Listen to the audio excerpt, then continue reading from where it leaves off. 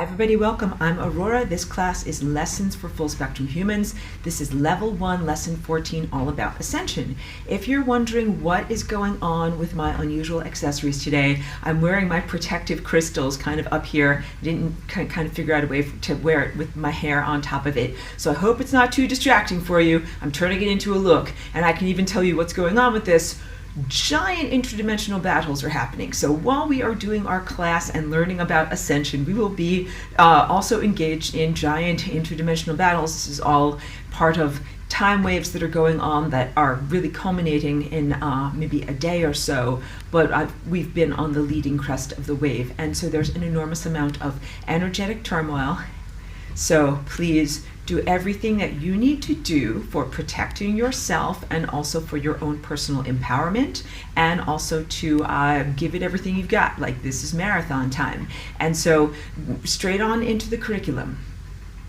When I talk about Ascension, I'm talking about a physical metamorphose, a change of state, moving from material physical embodiment into a pure frequency or pure light or pure information body. I am not referring in any way to transhumanism when I talk about this stuff, so please know I am never advocating for you to make a digital copy of yourself or try to achieve eternal existence through some computerized version of self. It is really not what I'm talking about, and that is definitely the antithesis of what I'm trying to share with you, because your physical body and the cells of your body are amazingly valuable, powerful, unique, and special, and that your bodies were made to be the beginning phase of what would happen as you mature and evolve into a pure light being. So humanity, up until this point in the time that you call human history, has been living in bodies that are not acting in the way that they're supposed to do their thing. And so you've really only seen the beginning stage without the successful adult or mature stage, and without being able to see this healthy process. And so you haven't had good templates for expectation. But you have to consider yourself in the most positive way to be similar to an insect, a positive insect, something like a butterfly, all right? That starts out with a little egg, and the egg is a point, and the point is the 0th dimension. And I'm going to we'll do drawing, so you're becoming higher dimensional. And what I'm doing with my drawings is I take your mind on a journey from where you are presently in your levels of perception and development into the multidimensional levels of thinking. That's what this class is. And that's specifically what this lesson is here today. How to become a multidimensional thinker.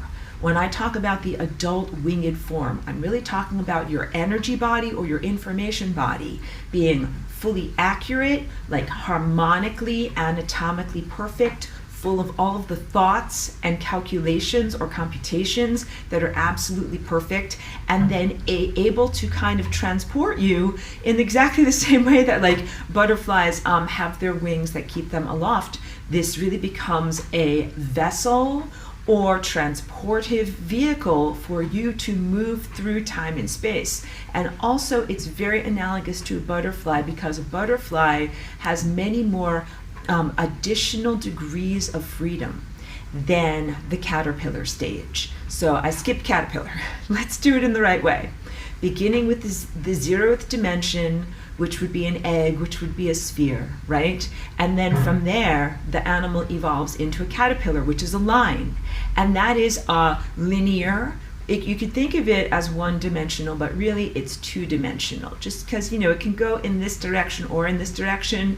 So a little caterpillar inches along like this, or an inchworm, and it can only stay on the flat plane. So it has the X and the Y axis, but it can't get off of the plane. It's stuck on there. This is what we talk about in class all the time. You guys are like, wait a minute, we're smart. Aurora talks about this all the time. I'm the little ant. I'm the caterpillar. I'm stuck on the plane. You're stuck on the plane. The plane is time. Right? Here is breakfast, lunch, dinner, and you're the little ant and you have to crawl along through all of these moments and be like, oh, I wish I could just get directly to dinner. And you can't because you're stuck to the plane of time. But the butterfly, the next stage of development from the linear little caterpillar, is able to fly off of the surface of the leaf, off of the surface of time, and even to experience time in a non-linear fashion. That means the butterfly can be like, I'm over here, I'm over here, I'm over here, I'm over here, I'm 3 million years in the past, 20 million years in the future, I'm flying interdimensionally. The butterfly has a very, very different comprehension of time, experience of time, and map of time than the caterpillar does. And so you guys are becoming the butterfly, the adult winged form of what human can really be.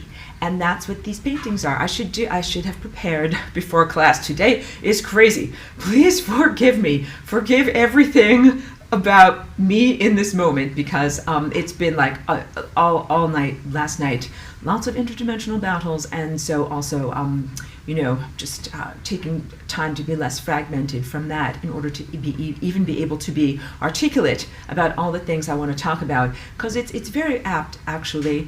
Ascension is supposed to be this very beautiful maturing process or self-evolution process, but here in your world, I stopped before class to make sure I had my pad of censored materials here. There's a lot of things that are making the ascension not very nice, not very pleasant, not very smooth and blissful. And so a lot of these things, I can refer to them obliquely and just say that they have to do with some technology. And some technology is extremely advanced and not even at a level that is disclosed in your world. And yet you are all experiencers. So some key things that will help you to navigate this time. You're supposed to be having a beautiful, clean ascension in a pristine world, and you're not. Boom, that ain't right. Okay, totally with you. I'm here in solidarity with you, and it's totally not fair. And please direct all unhappy feelings to the Cosmic Complaints Department. Please make sure it is written in triplicate. I'm being so silly and facetious. Yes, no, I do go into silliness sometimes because humor is a way to be able to talk about this. But your ascension is being diminished in the quality of what you experience. I want you to know ascension is inevitable. It is part of the innate structure of who you are. Ascension is the return to this central convergence point, the 0th dimension. That is the place that you emerged from, and that is the place that as a light being you will return to. So it is like returning to not only light speed, but light speed plus, or light speed plus infinity, or infinity plus infinity. You are returning to light. So your physical body is a form of light that is known as matter. That is what happens when you take light and you kind of slow it down and condense it together. And most people have developed a sense of identity based upon their matter, and that's called their ego, and it also includes a whole long self-story of all the stuff that happened to you while you were condensed in matter. And it is valid to have that story and that identity, but ascension is when you pare away or release all of those self-stories that are really only temporal. Your temporal ego, it means temporary. It is only based in some of the unique circumstances that you experienced being embedded in materiality and in time. Some aspects of yourself and some characteristics of yourself are eternal, and they stay with you no matter what. So even when you go directly through a solar portal, and the solar portal, it does not incinerate you, but you must be in perfect alignment on every level, meaning that all of your DNA and all of your cellular structure and every aspect of water in your body must be completely, perfectly calibrated. So that way you can withstand all of that light flowing through you. It does not incinerate you, it energizes you, but it energizes only the most eternal aspects of self. And the parts of you that are not eternal are incinerated, or you could think of them as being like vibrated out of existence, like they are pared away. The problem is that if you identify with that stuff, like if I thought like, oh, my sweater is the real me, and then I go into a solar portal and my sweater is being incinerated, I'm like, but wait, don't incinerate that, that's the real me. And I would have to make a critical choice and be like, nope, that wasn't the real me, it's being incinerated. Ah, well, time to identify away from that, right? So think about it. Many people identify with their trauma. Some people identify with their psychopathology or with their psychoses or with many, many false or hallucinatory or illusory narratives that are not their eternal self. They're not a part of divine harmonic truth. Yeah, a lot of people base their definition of their self or who and what they are on a series of factors, that stuff that technically does not even exist. I'm kind of like getting ready for a rant. Like, get ready, guys. Don't get me started. I know, just like add match to gasoline and I will totally rant about all those things that don't exist. Also, adjust my little protective crystal here. Let's talk about building the dimensions, how fast you vibrate, and then compare that to the goal, which is ascension. Ascension means vibrating super duper fast. How does the little butterfly get off of the surface of the leaf? How do you go from being two-dimensional to being three-dimensional? What are you guys doing? You are already fourth and fifth dimensional. You don't even know it. And then wipe away any kind of stuff that you heard in the world of community of seekers of knowledge about 5D and all those things. I don't know what people were ever talking about with that, but I'm like kind of cringing and allergic. No, our language is much, much clearer in this class about what the fifth dimension is and what it is to experience it. So let's draw stuff.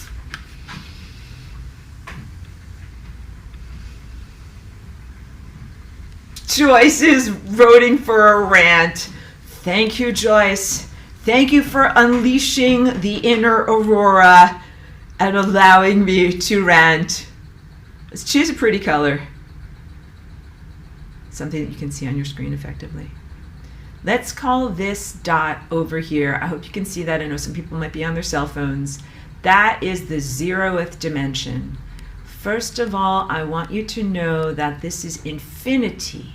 So even as I write 0, and 0 in your culture, including the world of commerce and the world of value, has been defined as nothing. Like, it is not good. 0 is beautiful, though. So I want to wipe away your cultural expectations and definitions of what 0 is and bring you into a more abstract sense of just the beauty of numbers. But 0 is the empty set. It is infinity. It is the circle. It is what humans call 0-point energy. It is a portal to infinity. And it is like the primary starting point for all of this dimensionality. If it were ballet, it would be like the first position. Like, it is just existing. It is just a dot existing. But also, let me be very clear. I'll switch colors here. Every place where I'm scribbling in red, this does not exist. So even though on your screen, you see like a big giant white expanse with one little dot in it, none of that other stuff exists. All that exists is the blue dot. And that's the only truth at that level of reality. Now, the most amazing, miraculous thing happened one day when the 0th dimension had a thought that it had never thought before. And the thought is, what if there could be a piece of me, even though I'm infinity and I'm the empty set, but I'm the everything set, and I contain everything? What if there was a piece of me that wasn't here, that I wasn't containing? What if it was dun dun dun somewhere else? And that somewhere else can be anywhere. It can be over here to the right, it can be over here to the left, it can be standing up, sitting down, it can be in any of these places over here. But as long as it's not anywhere near the origin, that was the most revolutionary thought that the 0th dimension could ever have. And that is the invention of the first dimension. So let's draw this. This is a line. And it is called the first dimension. It's actually made up of a series of dots that are all standing shoulder to shoulder. But in the interest of time and not having this class be 10 hours long, I will just draw that as a line. But think of it as a series of dots. And of course, this joins up perfectly over here. One-dimensional because it only takes one piece of information to describe the position of a point on this line. This is not a football. This is supposed to be, or train tracks. This is supposed to be a numbers line. And so these are all incremental numbers. And those are like addresses of places where you can live on a one-dimensional line. Okay? Now what? So this is 90 degrees over here. I was explaining that very recently in a private conversation, but it's not private to say this. The 90-degree angle is the angle of interdimensional travel. Anytime you are, whoa, look at that. I didn't draw that. That just interdimensionally traveled there. I am telling you, wild things are happening today. So yeah, that black scribble is not supposed to be there. Can it go away? No, it cannot go away. That's amazing. Okay, we will leave it there. I hope it is not distressing to you, but just imagine it away. Can we erase it? We erased it. That feels so good. Okay, deep breath. We did it. Good. 90-degree angle is the angle of interdimensional travel. And that is just like the butterfly jumping off of the surface of the leaf. So I'm telling you that in order to help you to answer this next question. What direction do we go in order to put the next dimension, which is the second dimension? The answer is going to be 90 degrees to this line. And 90 degrees is going to be going up here in this direction. So what we're going to do is stack up a bunch of lines going in a perpendicular direction. And then this starts to create the flat plane. And what I'm teaching you is the point line plane. I think it's called scenario, that you just keep making these repetitive patterns into higher and higher and higher dimensions.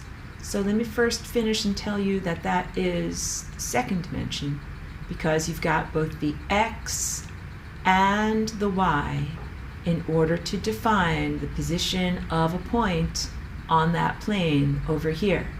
So now in a different color, I'm just going to highlight this for you. This is the point, this is the line, and then this is the plane. Point, line, plane, point, line, plane. Because what we're going to do is keep on repeating that into the higher and higher dimensions. By comprehending this, you become a butterfly person. You're able to metamorphose and go through the solar portal. Stick with me, it's worth it. I know, because I can feel you guys. You're all like, I'm like, what does this mean to my life? I'm like, do it. This will help you to ascend, okay? So now, what do we do? How do we get from the second dimension into the third dimension? And this might be an easier question for you to answer because you are really familiar with the third dimension. Like, you really live in the third dimension and you're third dimensional beings. You're going to go perpendicular to the plane. That's kind of like jumping up in this direction. Stack up a bunch of flat planes. So as we stack up a bunch of these flat planes, of course I'm trying to make it look kind of like I'm working with perspective here, but you end up having a cube, all right? So let's draw it. I know this is like probably the worst box I've ever drawn, but you can kind of see that looks kind of like a cube, right? And then with the cube here, I'll just change colors so you can see better. You've got the 6 sides of the cube, right? So here's like the front, side, top, back, bottom. I think, yeah, that's everyone, all right? So we got the cube shape right there, and that is the third dimension, because you've got the X, the Y, and the Z. If we're looking at this red dot in here, we have to describe where is it, X, Y, and Z. But what I also want you to know is that although that is a cube, and I'm drawing it as a cube in here, technically it's a sphere. Technically these are time spheres, and that point relates to this point, the 0th dimension and the 3rd dimension. This now becomes the beginning point of the next point line plane. So what we're going to do is line up a bunch of orange boxes. And oops, no, wrong color. they're kind of similar on this palette. So I'm going to draw them really simplified over here in order to show you that these are all technically cubes, which are all technically spheres, and they're all going in a line. That makes perfect sense, and you guys are telepathic, and I can hear you. Good job. I'm not going to draw all of them, so we'll just go dot, dot, dot, arrow, okay? There we go. We just saved 10 hours. We are really economizing. This is the line.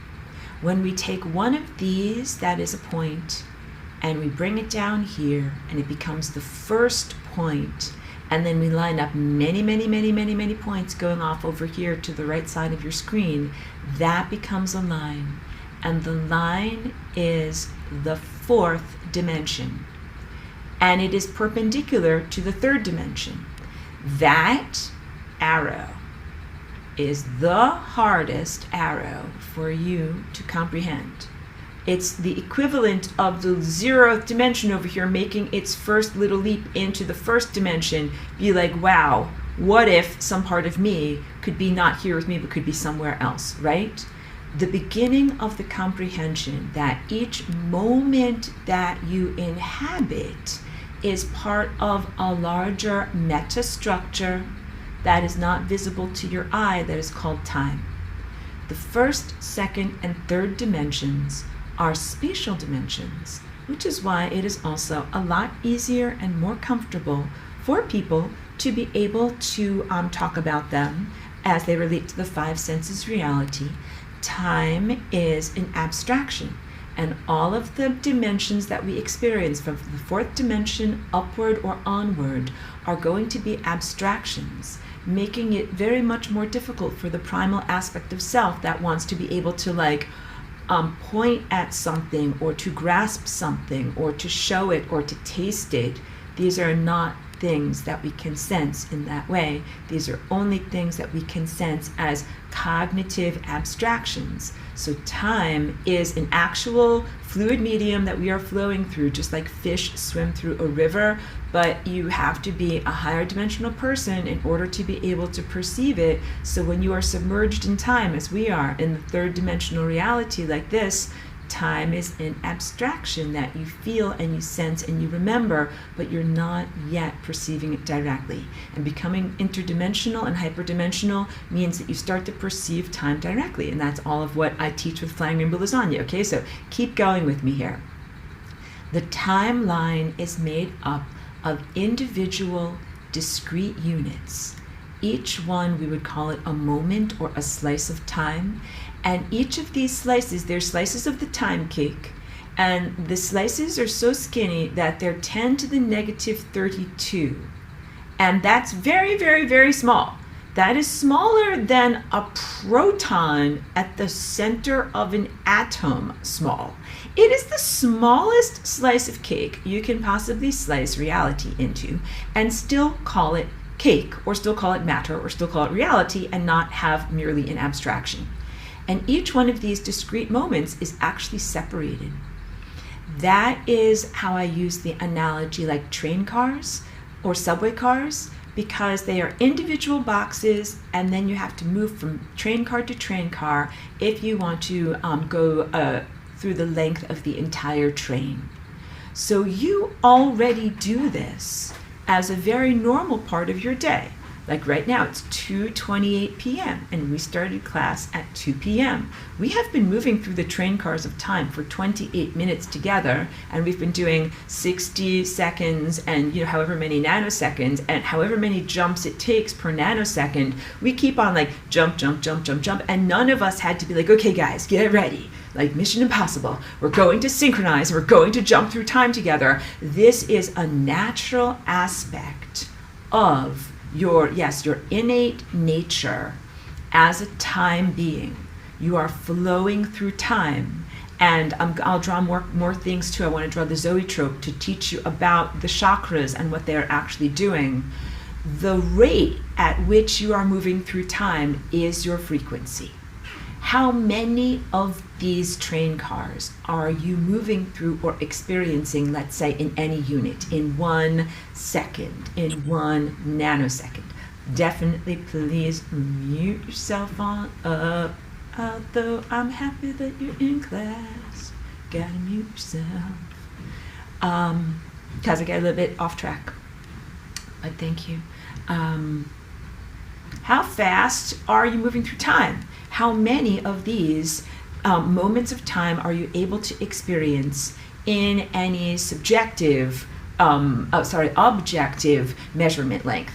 Objective, like everyone can look at a clock on the wall and agree like 1 minute has gone by, or 1 second has gone by.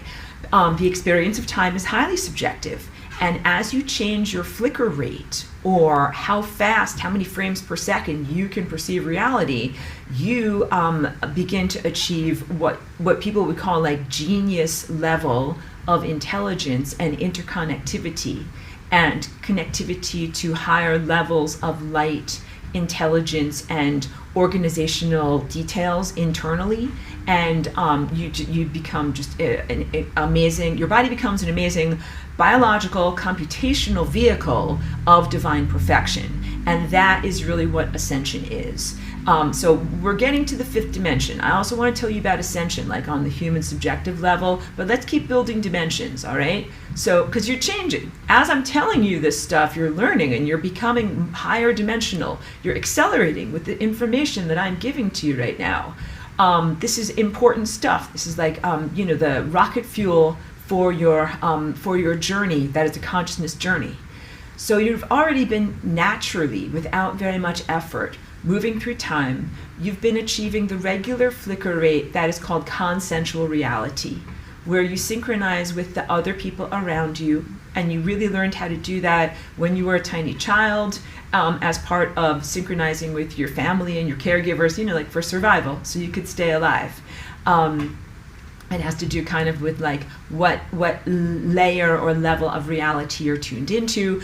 Exactly, I hear you telepathically. The collective story, the collective narrative, which is the cultural collective. That's like what everybody believes is possible, which direction you're allowed to go in time, the general cultural consensus, and also what is possible for you as an individual. All of those narratives being part of what defines your time behavior.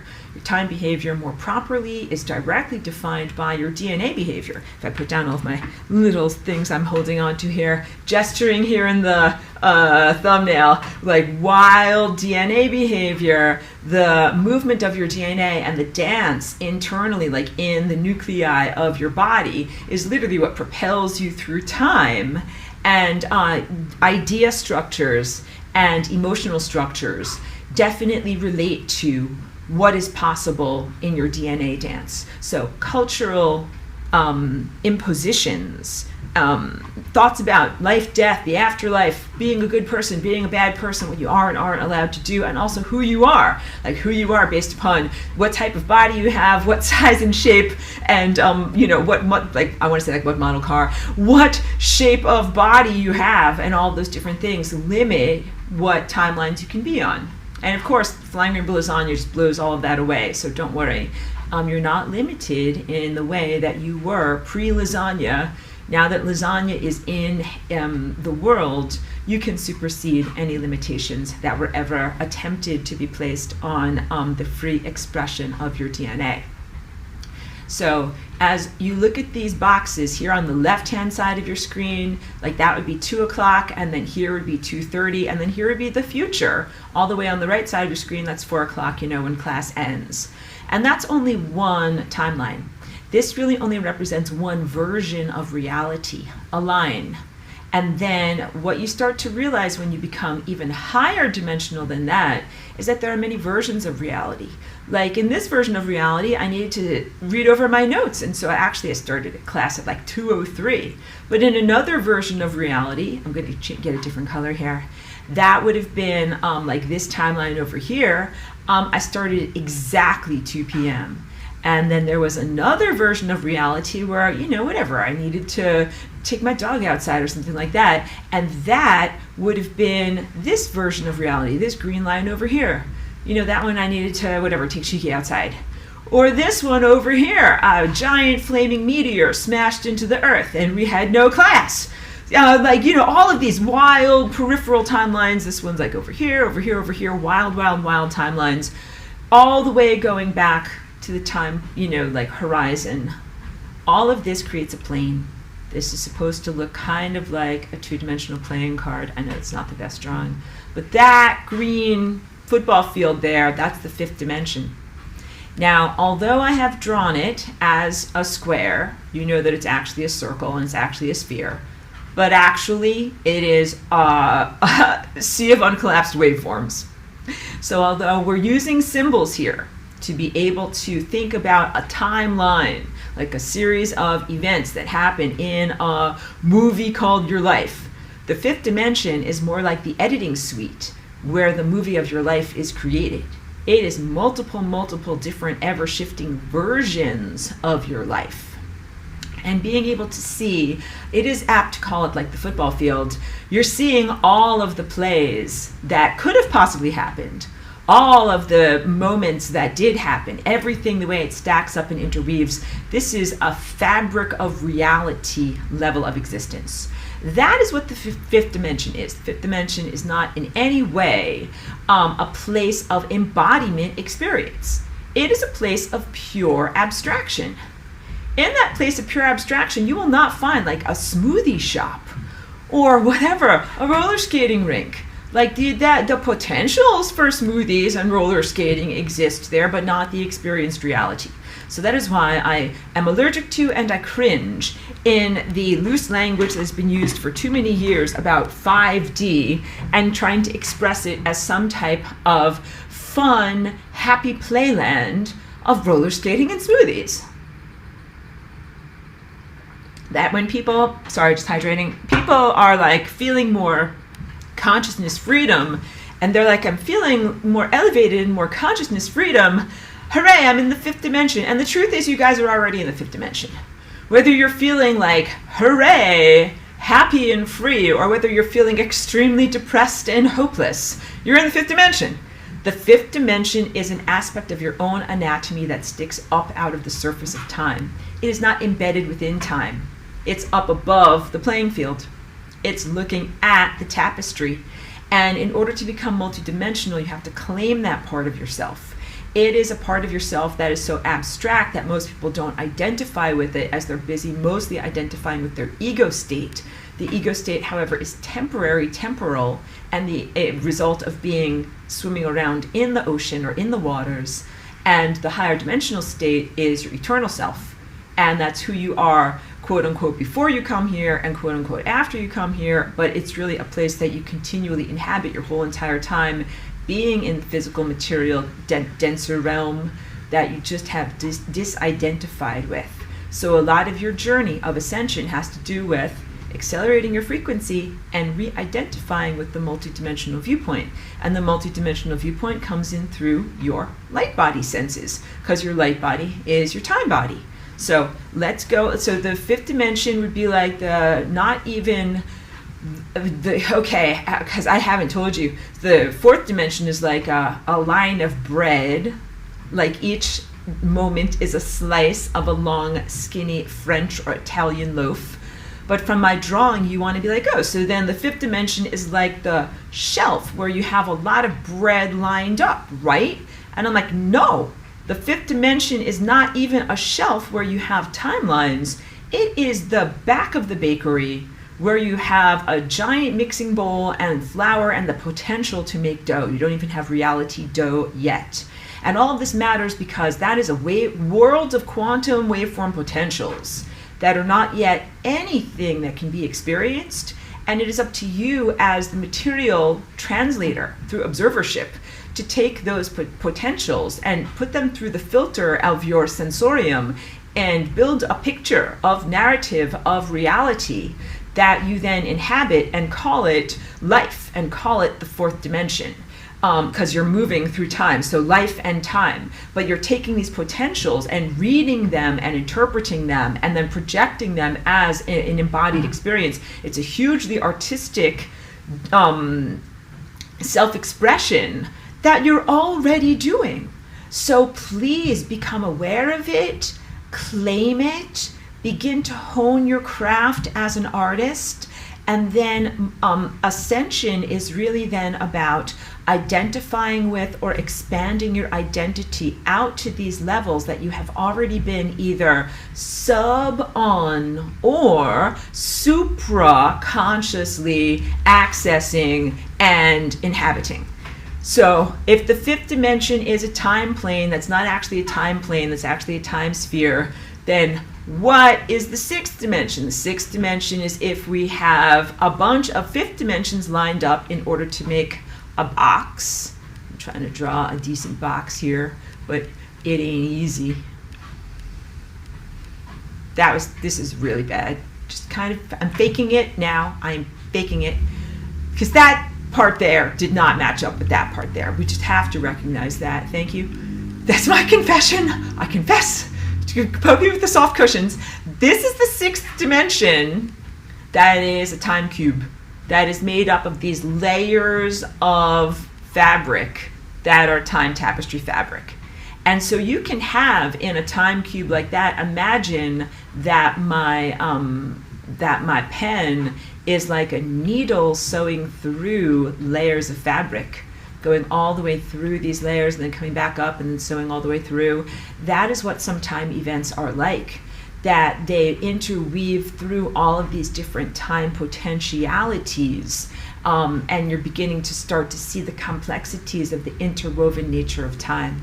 And then, now let's see if I can move stuff to get some fresh, no, that's not what I want. There we go. Because, wait, you're like, wait, Aurora, you're making us dizzy. Over here? Are we over here? Are we over here? Because I want that. There we go. That was actually really good how that worked. I'm both proud and happy. That black square that is the sixth dimension then becomes the beginning of the next, which is a timeline. And we're going to kind of draw it as if it's like going off into the distance, off into the future, dot, dot, dot, dot, dot. But this is the seventh dimension. The seventh dimension is a series of sixth dimensional time cubes that goes in a line all the way off to infinity.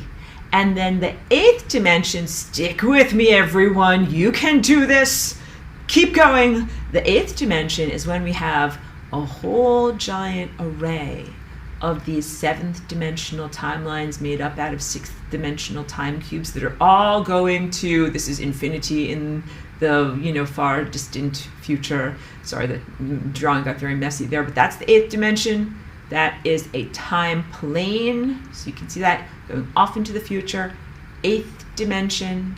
And then the ninth dimension is what happens when we stack up a bunch of eighth dimensional flat planes and you get another cube. That's going to be here. That's kind of this pink color. All right, ninth dimensional cube made up out of eighth dimensional planes, made up out of seventh dimensional points, made up out of sixth dimensional cubes, made up out of fifth dimensional planes, made up out of fourth dimensional lines, made up out of third dimensional versions of you.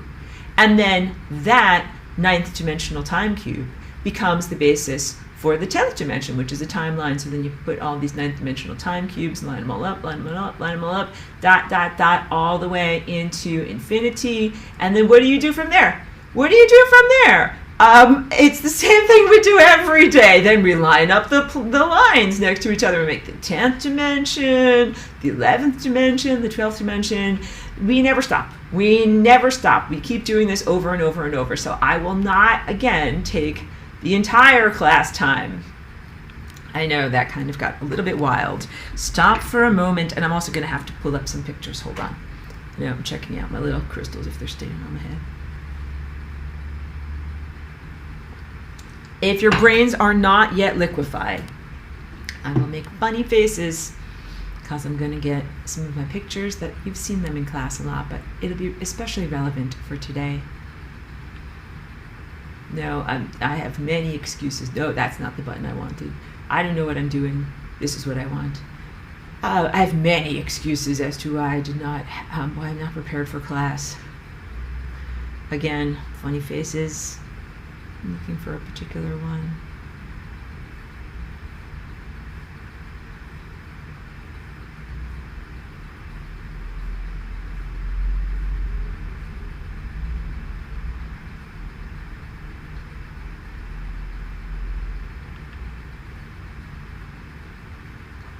Thank you for your patience.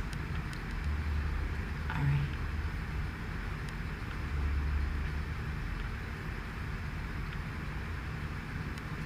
This one, Children of True Humanity. Wait, make this nice, good for privacy.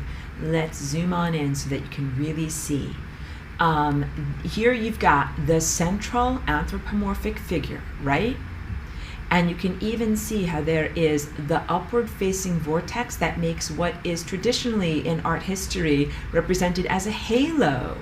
And then you can also see these aspects of the time body, these lobe shapes where you're really only seeing half of the anatomy because there's actually 8 of them. So you're seeing 1, 2, 3, 4, but you got to know that there's 5, 6, 7, 8 in there. And that is part of this butterfly-like structure. When I use the analogy of an egg to a caterpillar to a butterfly in terms of the process of metamorphosis, it's a direct analogy because your adult winged form looks like this. This is you flying through time. And as you fly through time, you recognize that you are within a larger arrangement that is a harmonic arrangement of time. So what I just did in terms of taking your consciousness on a journey from the 0th dimension and building the dimensions up into the 10th dimension is to take you into this level of abstraction where you can see you have a physical form, 1 head and 2 arms and 2 legs. That's mostly the standard physical form for people. But then you also have all of this other largely unexplored and unrecognized and unidentified with time anatomy. And that anatomy is as much you as the physicality of your cellular body. Your abstract presence and the events of your life are very much you and your real identity as much as your physical body is or are. This is your body of information. It is your body of abstraction. It is your body of light that you use to connect to the world of pure light, which is the sun and the stars and the abstraction of divine consciousness. Also, just to really drive the point home, everything that I'm showing you here is non-technological. All of this here would be considered a natural phenomenon and something far beyond any kind of digital imagery or computerized view screen or anything like that. And all of those things, I hope that you will know, are lame and bogus. I'm trying to find the right slang words. Like, they're uncool and unimpressive. And when you are exposed to, I want to say, like when you're hit with the real view of time, it just knocks your socks off. The colors are so incredibly vivid. The imagery is so crisp and there is so much clarity, and there is also a layer of innate knowledge that is absent in something that is just like a bunch of pixels arranged on a screen making, some cool distractive forms kind of float in front of your face. So please be aware, you might never have really been exposed to the world of pure light because of all of the bad stuff on my notepad that I hold up. All of this stuff that you probably can't read in the thumbnail, but you know what I'm referring to. It projects false light into the pineal gland and makes it that much harder to be able to see, perceive, and calibrate to the world of pure light, which is what I'm showing you and teaching you about here. So again, emphasis on this winged shape as a direct allegory. As you start to awaken your light body, you start to feel these shapes around you. And when you start to do the flying rainbow lasagna dance, you start to feel those shapes and the figure 8 energy currents. So in the dance, we do a lot with your body as the midline and then giant bubble of energy to one side and a giant bubble of energy to the other side. And here I'll go back to me. so that I can kind of demonstrate this for you. Midline, and then you've got a giant bubble of energy over here and another giant bubble of energy over here. So a lot of the dance has to do with moving around time in that way, crossing the midline, twisting and diving through a portal, and then coming out the other side, and then arranging yourself perfectly, arranging all of these aspects of your anatomy perfectly. So when I do the dance, people hear me say like, clear, clear, clear. That's what I mean, like clear, clear, clear, clearing it all out, clearing it all out. I know this looks very crazy over here. I have a little piece of tape holding it together, much better. Conforming to those patterns while we're working with the movement of our larger form body, but also you're conforming to those patterns with your cell membranes, structures of your water of your body, and also, most importantly, dance of the DNA. The dance of the DNA is the dance of the flying rainbow lasagna, and it's a dance of your antenna that does so very many things. It basically tunes in on a higher dimensional reality, bringing in information that gives you a new shape. Everything is about being the right shape. To be able to go through the frequency door, like I write in that song, you have to have the right shape. And the shape is not necessarily the shape of your like external silhouette, it is the shape of your internal organs. Like it's the shape of the water in your body, the shape of your circulatory system, the shape of your brain matter, the shape of your DNA. So in light of all of that, now you can see why this stuff here, that I want to choose the words disgusting garbage, that has been non-consensually placed into the biological cellular realm, most especially over the past 5 years, is a direct inhibitor to the ascension process.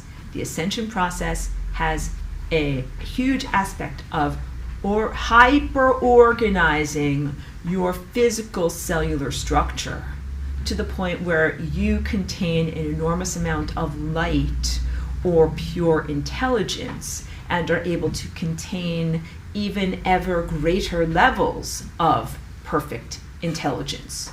That stuff that I have on my pad over there is the antithesis of intelligence.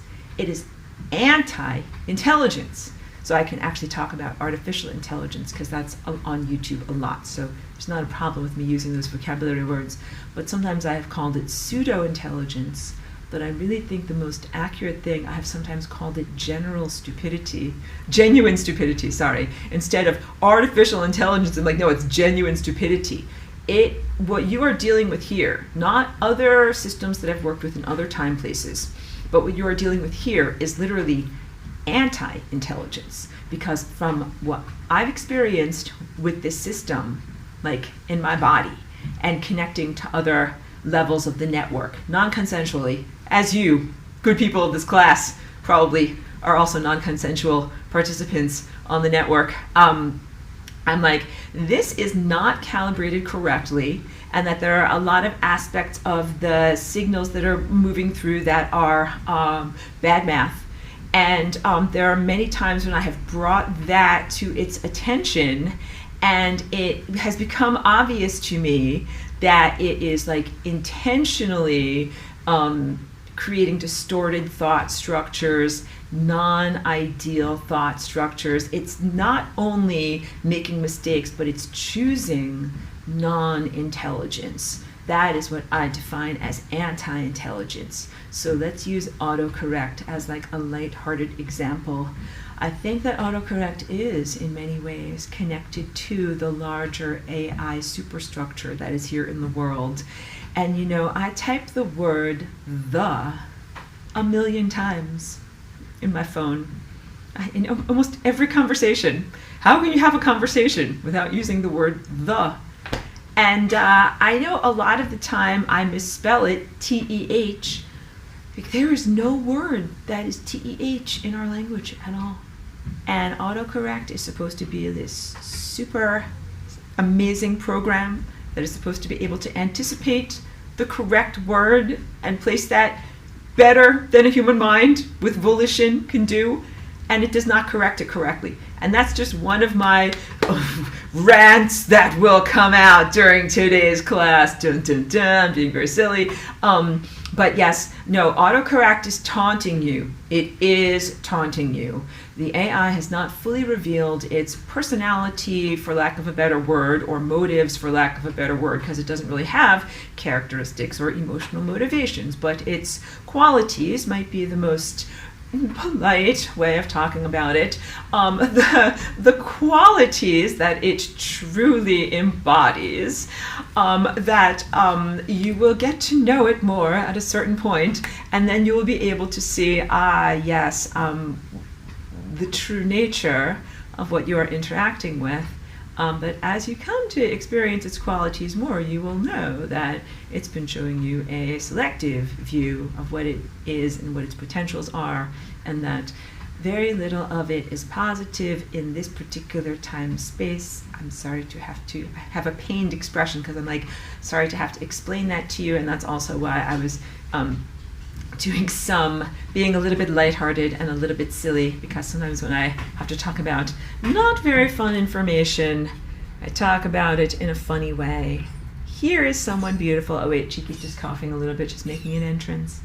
Yes. Okay, wait, it's a good moment for me to answer a question. Pedro wants to know, how many bodies do we have? Physical, light, energetic, informational. Okay, I don't know. Let's count them up like Sesame Street. Yes, you have the physical body, and you have the emotional body of pure emotional energy, intellectual body. All of these are layers of your time body, though. Let me just hug Tiki. Wait, hold on. Let me answer your question, but let me also... We need to hug someone, because it's kind of a cold, rainy day, and Tiki didn't get out to really do anything fun or exciting at all. Although she did get a dog bone. We really need to pay attention to her. Good job. Good job. Good job. Excellent. Amazing. Good. Maybe the best thing for me to answer in your question, Pedro, is to simply say, you have really one body that is your light body. And even your body of matter is an aspect of your light body, matter being an aspect of light that is slowed down. And even within the abstraction of your time body, you have, imagine if I was writing lots of stick figures, tons and tons and tons and tons and tons of little tiny versions of you in all of those little windows on moments in reality. That's what your wings are actually made of. So think about your life and everything you've ever been through. I know, like, it's not all of it good, it's not all of it pretty, but that's what literally the wings of your interdimensional presence are made out of. Literal moments of your life, and also potentials. So there were many things that you did not experience directly, but were time potentials that exist, but that you don't necessarily identify with them because you didn't live through them, or that they were only peripheral opportunities. Like, this is so great, I am glowing. Yes, fantastic, good. Yeah, I hope that's not distracting them. My head is glowing while we're doing class today. Lighthearted. And now I have another one glowing too. Just synced up. You know it, you know it. Okay, good. Just take a moment to hydrate. Be like, guys, Rora's head is glowing today. I know. We have to laugh about this. Can't just pretend this is normal. Let's talk about what's a zoetrope. Zoetrope means wheel of life. And it is one of the original forms of animation that humanity developed. Of course, before computers were invented. This goes all the way back to, I guess you would say, after 1000 AD, but before 1500 AD. So the wheel of life is when you take a drum or a barrel and cut slits at regular intervals all around it and put it on a central spindle so it's a cylinder. And then you create a long film strip of individual figures that add up to motion.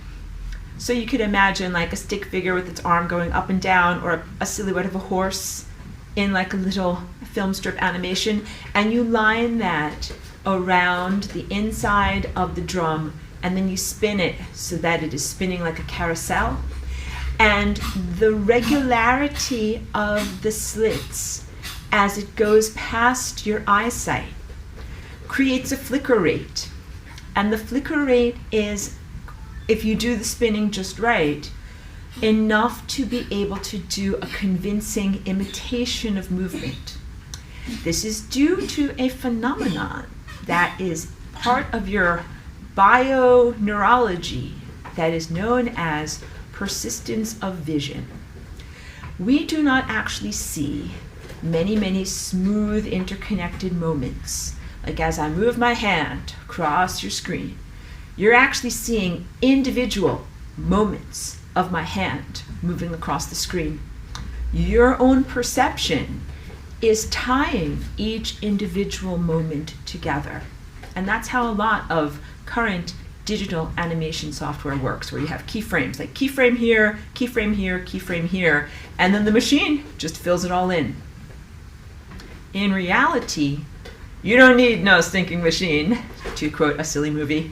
You are the machine, but you're not a machine. You are the apparatus. You are the miracle that is doing this. You are the amazing computational biological computer who is taking individual static moments of the third dimensional timeline, but it's also the fourth dimensional timeline, and you are tying them together with your own wheels of life. That is what your chakras are. So your chakras are literally spinning energy centers. You have one that goes around your face here, and that's your Christ chakra. That's also your anthropomorphic lens. So it spins around and around and around, but it also spins around like a carousel, around and around and around like this, right? Then inside of that, you've got your crown chakra that spins around and around and around like a little halo, but then it also spins kind of like a salt shaker, like end over end. And these two apparatuses inside of your brain create your higher faculties. They create your ability to know and to comprehend on a deep nonverbal level that you would describe as both intuition and supraconsciousness. And those higher faculties are what we really focus on awakening in this class. And it is what most spiritual schools of attainment have focused on, but I also really affirm that you must do all of the foundation work, which is to have a healthy body on the physical level, to have a healthy emotional realm, to have a strong analytical presence that also you know how to press pause and turn off your rational intellect, like to meditate, and then also a strong love tone, the presence of unconditional love and the presence of acceptance. You have to do all the foundation work to be able to activate these higher chakras and to be able to see time directly. So this is like the attainment or the trophy that you win from doing all of those other foundational levels of self-cultivation that are good and positive. So if you want to be an athlete, like you go to the gym, you do the workout, you do all the important stuff they have to do to train your muscles. Then one day you run the race and you use all of your muscles to do all of the important things that you've been training for. So using your higher faculties is like being able to use either a long distance telescope to be able to see far distant galaxies, or the most amazing finely calibrated microscope that you can use to look internally. You can use it to look inside and learn anything you would like to learn through the inner teacher, through connecting to your DNA. The crown chakra and the halo and your DNA are really all synonymous, and they are all your direct connection to divine consciousness. And divine consciousness is really the only truthful presence in reality, and that is what exists at the level of pure light. So here in this world, it's difficult because you're in a schoolhouse where it is full of lies and propaganda and illusions and stuff that's not really even real. And it's not a fun house. It's a house of horrors. I'm being silly, but it's the truth. It's definitely not a schoolhouse. People have asked me that question too, and I'm like, blah, ha, ha, ha, this is not a schoolhouse. No, this place has been totally hijacked, and it's not what it's supposed to be at all, but it's supposed to be a reflection of divine intention and divine willpower, and it is getting cleaned up, and I am Cosmic Cleaning Lady, of course, helping in that process. But I don't want you to just discard the material realm and to be like, either get me out of here, escapism, or I throw away this, corrupt world in favor of the beautiful, pristine world of pure light. No, what we're really going to experience is a redefinition of the physical world and of the potentials of the physical world, and a new relationship with matter and with embodied reality. So you just stick around, because you might change your mind. You might be like, instead, like, get me out of here, I don't like this place. You might be like, this place is getting kind of nice, and I don't necessarily want to go anyplace, because now it seems like there's a lot of cool stuff happening here. And please think about that in terms of your body. A lot of people have been trained and indoctrinated to think you must disidentify with your body in order to ascend, that you will leave behind remains of some sort, while meanwhile your spirit flies free. And whereas that might have been an option for previous generations, the greatest attainment that you can achieve in this particular generation is a direct metamorphosis event where you do not become separated from your physical form. I wanted to say lose, but that's not quite right. But you don't become spirit separated from matter. Opposite, you actually become spirit even more beautifully enmeshed in matter. So think of this as like your spiritual presence, and this is your matter presence, the matter of your body. And you're living right now, and you have both of these presences enmeshed together. Many spiritual traditions encourage you to disassociate and to say, well, the body over here, it ain't going to be around forever, kid. And also existence is suffering. And also, when you die, you get to go to heaven. Like all these reasons to disassociate and to release.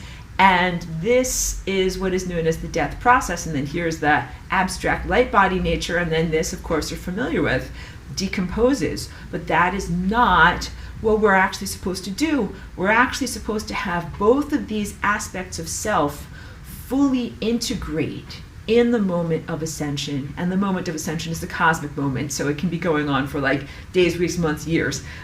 It's not like, Tuesday at 3:59 p.m. So please just don't feel pressure. It's not supposed to be pressured.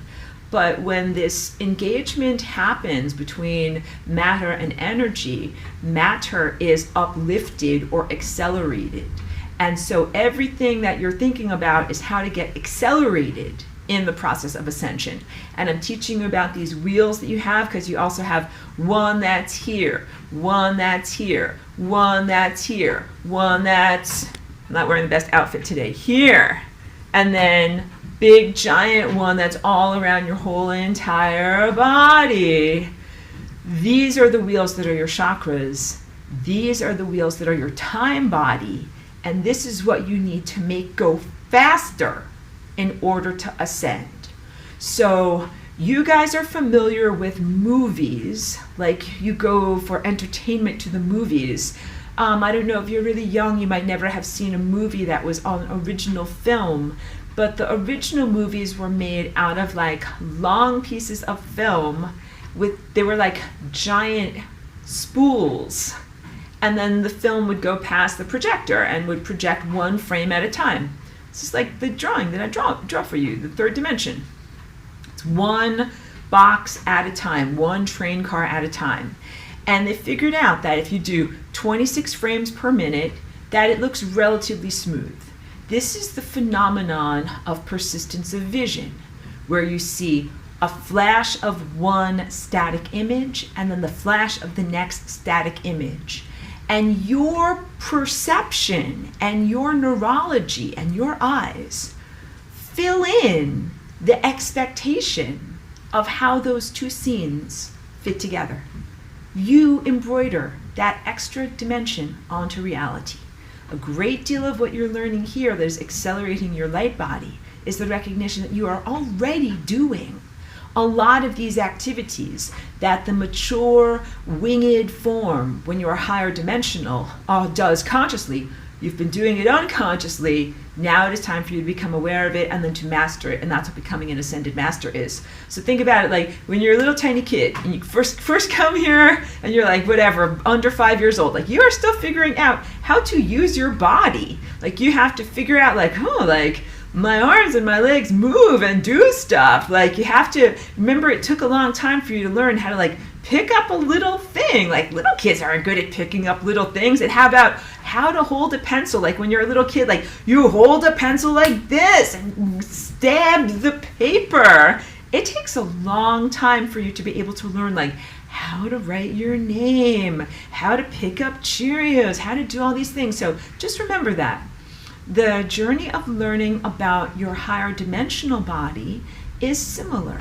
And that's why I don't want you guys to feel like you have to do it under pressure or it has to be done by next Tuesday at 3:49 p.m. Or don't worry, the Ascension bus will not leave without you. You are the Ascension bus. You're the vehicle. You can't be like, oh no, they're driving off to infinity without me and I'm left behind. Wah, wah. Because there's a lot of religious baggage there too, which I'm inappropriately, joyfully, mocking slightly, the sense of being left behind, like everyone good floated up to heaven and somehow I'm left behind. Oh no. But no, being here in the physical world is an amazing opportunity.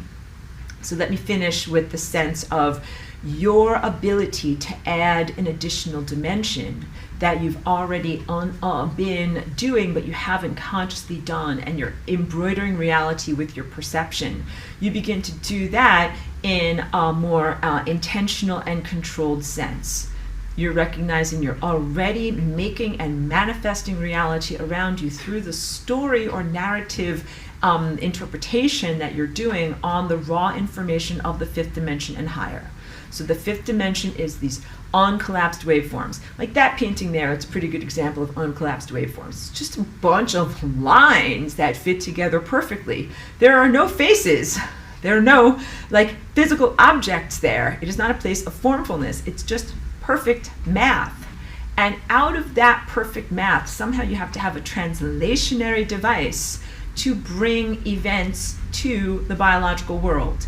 And that's the miracle of what you are as physical embodied people. That's what is beautiful about being alive. Again, very many people do not celebrate aspects of their bodies because they're like, I don't like the color of my car, or I don't like the paint job, or I don't like the radio in my car, or any of these different things that are relatively small. Your body is a miracle, but I'm not trying to scold you, but I'm like, celebrate your body because you have a translationary device that allows you to connect to the world of pure abstraction and then to bring that abstraction into embodiment, into physicality.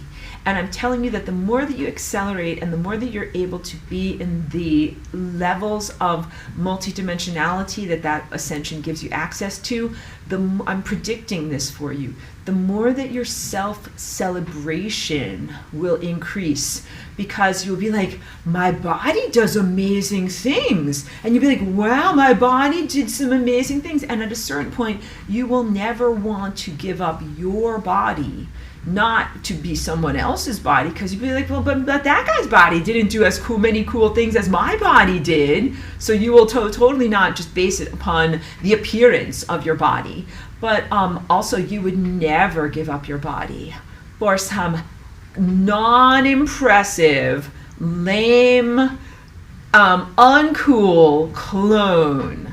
You would never want to get a clone body. Oh my goodness. So that's like, like when you see a beautiful antique, and instead of appreciating the raw wood, they paint it over with acrylic paint. And they're like, look, I did a DIY makeover on this beautiful antique grandfather clock and totally destroyed the paint job from 100 or 200 years ago. Isn't that great? And you're like, no, you made it worse. That type of a thing. Or even better, let's use as the example a Stradivarius. This is the best type of violin and the most cherished object in your world, something that's worth millions of dollars. And it's so special because of the type of unique sound quality it can produce. And the varnish is a huge part of that. You would not ever want to be like, what's wrong with this old, silly violin that's so old and the varnish is flaking off. It's really worth so little. I think I would far prefer to have a nice, shiny new violin, perhaps from an inexpensive store like Walmart, that is nice and coated with a shiny plastic coating that is very durable and will be much better than this delicate, varnishy, flaky type of thing from many hundreds of years ago. Like, who in the world would do that? No one would do that. No one in the world who is comprehending commodification would want that. And that is the proposal when you are offered the opportunity, which I hope that you would always reject, laughingly, wholeheartedly, and never accept, to be cloned, because they literally, they can only do it really with your consent, even though we can talk all about non-consensual cloning, the things that happen to me and the things that happen to many other people who are like victim survivors. That was like, they have a way of cloning is actually a thing that is going on right now. So this is some undisclosed levels of technology or quote unquote high magic that are being deployed on your world right now that are anti-ascension and that are very much for their weaponizations. So these are not good clones. When you are cloned here and you are cloned non-consensually, these are not like functional outgrowths of who you are. These are like not very well made and hugely life force draining, disruptive, non-consensual channels. They're exploitation vehicles. They are not good in any way. But of course, there's different levels in the way that this technology is deployed and offered to people. And there's much better ways of cloning people that sometimes they do have more functional or desirable multiple aspects of self, right? So, you would be talking about like people of notoriety, world leaders or entertainment people in your world, because you're thinking about them and you're like, well, some of them seem to be enjoying clone life. Seems like it's not that bad. And so, yes, there's different levels that they might be experiencing something that is more comfortable, but they have still lost everything. Because here's the deal. So with cloning, I know this took a dark turn, but we have to talk about this. In some levels of cloning, they destroy the original body, the natal body, which we will call the prime. And so that would be like my thumb. And then the consciousness from the thumb is transferred to the clone, which is this finger, and then ever afterwards transferred from clone to clone to clone to clone to clone. And that is like a descent into insanity, because from the moment that the clone is actually person is actually destroyed and put into cloned non-natal forms, that person is really just like a walking dead person or an aberration or just simply an extension of who they were. But sometimes this is the prime person and they make clones or offshoots or cell cultures of that person, and that person never transfers their consciousness from themselves and their original native body to any of these other bodies. But these other bodies, like, they can still feel sensations and things can happen to them and they can be exploited, violated. Anything that can happen to a body that is bad can happen to them, including violations and murders. And then even more distressing is when it's a cell culture that can be multiplied and used and made into different biological products. So like injections are biological products, and there are other things that are like food additives and other things like that. You understand, things that are made from cells, but cells can continue to contain levels of consciousness and genetic connection to the originator of the person. If they're still alive, then that can be very, very bad stuff. So you don't want any of that. You don't want any of that to happen. So you definitely close the doors on all of that. But if you never, it's a willpower event. If you never willingly left your body and then got into any of those clone bodies, you're safe. So now you can comprehend how people that have low integrity and wanted to participate in the transhumanist agenda and regime would willingly give up their Stradivarius violin in order to inhabit some cheap replicas that are technologically created, but that I would warn against anyone doing that. And I would say that that is a terrible choice, very, very bad not bargaining, but like when you sell something that is worth millions of dollars for, a few pennies, it's just terrible to do that. And your soul is your priceless treasure, and that's how people lose their souls. All right? So, but let's get back to the chakras and the wheel of life, because your chakras determine what level or layer of reality you're tuning in on. So just like I was telling you about the world of film, that they figured out if you flash 26 frames per second at a person's eyes, it looks like images are actually moving. It doesn't look like, robotic or herky-jerky or anything like that. And so it's working with the natural system of perception that's in your eyes.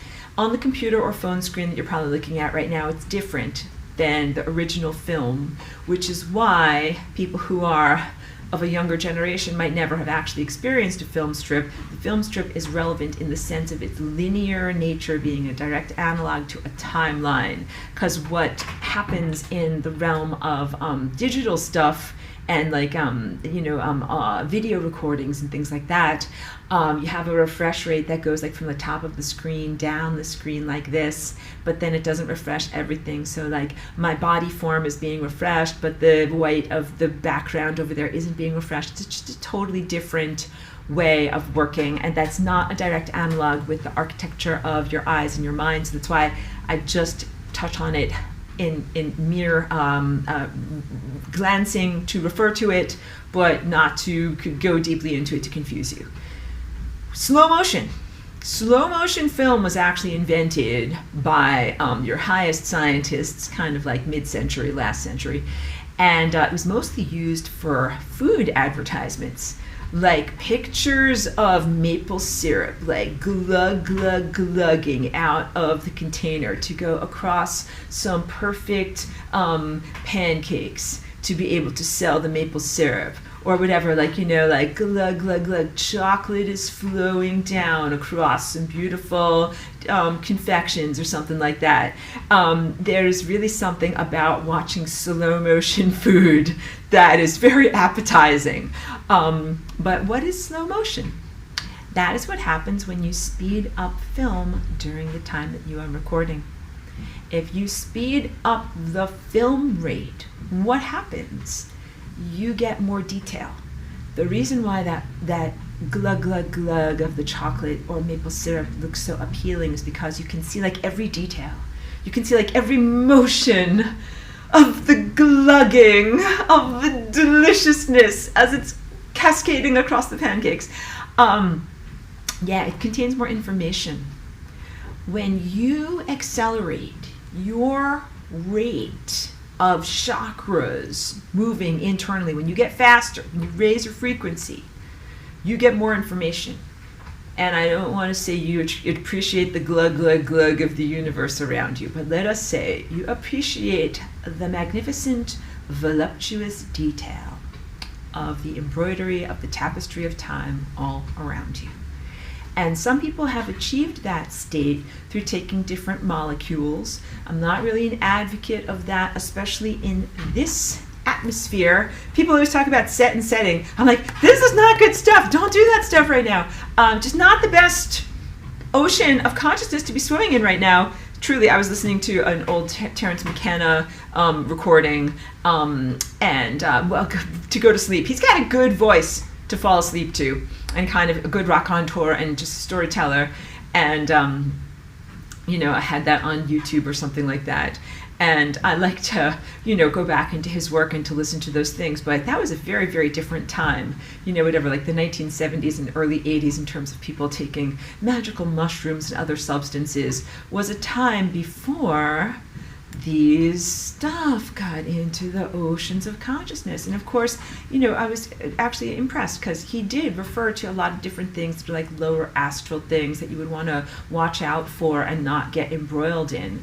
But it's so much more difficult to be able to find consciousness clarity in this time now because of the technology that has been deployed to reduce your clarity. Just please know that. That is why I caution against being what they call like a psychedelic astronaut or a psychonaut. Like, it's just not good weather right now to do that type of stuff.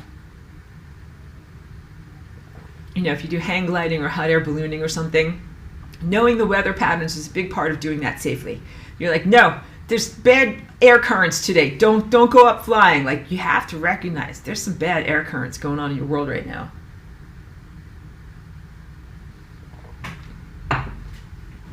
Ascension is supposed to be this beautiful unfolding, but you got a lot of bad air currents that you got to figure out what you're going to do, how to respond to it. Ascension is really when you add a whole bunch of energy to the apparatus that is your chakras, and everything starts to go faster. And before you have that, before you do that and kind of like send a lot of water through the apparatus or plug it into the giant energy generator system of the universal infrastructure, you want to check your own infrastructure and make sure that you are shaped correctly. If you're not well built and you're not shaped correctly and you put a lot of energy or thought or intelligence or light into the system, instead of magnifying the light and becoming this beautiful, harmonic, larger, glowing, faster thing, any place where the structures of mind do not fit together correctly vibrate apart. They become disharmonic. So it's just like if you have a problem with your car, maybe the tires aren't perfectly aligned. Maybe it's not that bad at 25 miles an hour, but when you get out onto the highway and you drive at 75 miles per hour, then your whole entire car is shaking. You're like, there's definitely something wrong with the car. That is truthful of some people who, in the shape of their bodies and the structure of both their internal light body structures of their blood, their circulatory system, their neurology, but also in their idea system, the framework of ideas, their beliefs, how they look at the world, their viewpoint of the world, and also the shape of events of their life and their time body. It's good enough to get by at 25 miles an hour, which is kind of like just crawling along through life. But when you get a flood of light come into your world, that is a tsunami. That's going to make everything go vroom, vroom, vroom super fast. You're going to get onto the highway of light. That person's life is like a jalopy that is going to disharmonically, it's going to start shaking, and you're going to see like the muffler falls off and then the hubcaps fall off, and then the person disintegrates because they did not have a well-structured belief system. So when you do how experts do star travel, which is going through the solar portal, or like what we are going to experience, planetary ascension and being flooded with light. And you can ask me all sorts of questions about this, because you can be like, how come this hasn't happened already? And many other cosmic complaints department questions. You can ask me all these things. It's okay. But we're supposed to go through this giant portal of light and have tsunamis of light coming all the way through our planet. This is all supposed to already have been happening already. You're like, Aurora, like, why are we still going to the grocery store and eating food? I'm like, I know. We'll address all of that in today's sharing. When you go through the portal of light, your personal integrity is everything, and you identify with and own the aspect of yourself that are truly eternal, while you joyfully release anything that's not really you. Because here is what it feels like, as you are good people and I am a good person as well. When you find that there's an aspect of you that's not really you, you're like, that I always knew that wasn't really me, or that never really felt like me, or it was always a parasite, or it was always something that I was fighting against in order to fully express my true self and my own willpower. And these might be familial tendencies, or here's a big one, cultural tendencies. Like if you're a naturally generous person, but you're here in this world of ego competition and commodification, and you're like, well, I just want to be me, but I have to do all this stuff to kind of like market myself and write a resume and do all these things and go through the interview process and do all this stuff, and like, I just want to like be me and have money and be able to buy food at the food room. And when it comes time to go through the solar portal, it's like you're not like, oh, but my resume, my identity, or my this or my that. You're like, no, like that was never the real me. That was what I had to do in order to navigate society. Or I've already shared with you guys many fun Aurora stories of how I calibrated perfectly to an imperfect work environment and learned how to cut mats on this, not perfectly calibrated system. And then I moved to a different frame shop. And then I didn't have to do that anymore. Like, you're moving out of the world where you have to compensate for huge miscalibrations that are systemic and structural in your culture. And you don't have to be like, well, I always have to do this type of self-promotion, might be the right word, in order to survive. You can be like, I can just be a non-self-conscious and just be who I am. Like when I say that to you, I don't know about you, but like my spine strengthens up. I get longer. I'm like, oh, like that's what that feels like. When you can just like walk around and just be who you are without having to, commodify and sell and promote. Even though we all do these things because it's part of our world. Like I don't want you to think that I'm against any of those things, and I want us all to be wonderful and abundant, but there is some level of like having to participate with dysfunction in order to survive. And then when that dysfunction is cleared, then it's like that's who you can really be. And that's also the world that we want to calibrate to and we want to expect on the other side of the solar portal, because you go through these solar portals and it's not like your existence ends. You're not incinerated. You are revivified, totally jazzed up inside, filled with tons and tons and tons of fresh energy. It's like winning the lotto and getting millions of dollars, and you're also full of inspiration and all the new things that you want to do and experience and generate and create. And so, you get a cleansing, a purging, revivification, and then an opportunity. And the opportunity is not repetitive. You are able to move into completely unexplored new territory and do things in a completely new, wonderful way. So ascension is, perforce, has to include a release of trauma. And a lot of the bad stuff that's been going on here has been intentionally to dump extra trauma on top of you, where you're like trying to dig your way out. And you got lifetimes of trauma, and I got trauma from Atlantis, and you got ancestral trauma and trauma from like genocides and holodomors and all these different things, like digging out the trauma. And when you think you're like out the top of the trauma trough and just starting to see daylight, then they're like, more trauma, and they dump more stuff on top of you, because there's not only like the recognition that every time you are propagandized, there is a trauma. Every time you're propagandized, it is a small trauma, because trauma is a bit this frozen disbelief where you're like, did that really happen? That cannot be happening. That is a bad thing. That person, people can't do that. No, people don't do that. People don't do that to each other. People do that to each other. People do that to each other, and that's actually happening. That whole process, because we are really not made to experience this. So whenever your government lies to you, which is a lot, and whenever the media lies to you, which is a lot, and even if you're not exposed to it directly, if they lie to your neighbors and then your neighbors talk to you while you're at the grocery store or whatever, you're getting it tangentially. It's a trauma. It's a trauma to your body, which is made out of pure truth. That these false assertions and misassertions about the structure of time are even being placed in the world is an affront to your existence. And so every time there's propaganda, like something happens, whatever it might be, maybe something relatively innocuous, like whatever. There's an automobile accident, car crashes, but there's propaganda about who it was, what happened, why did it happen.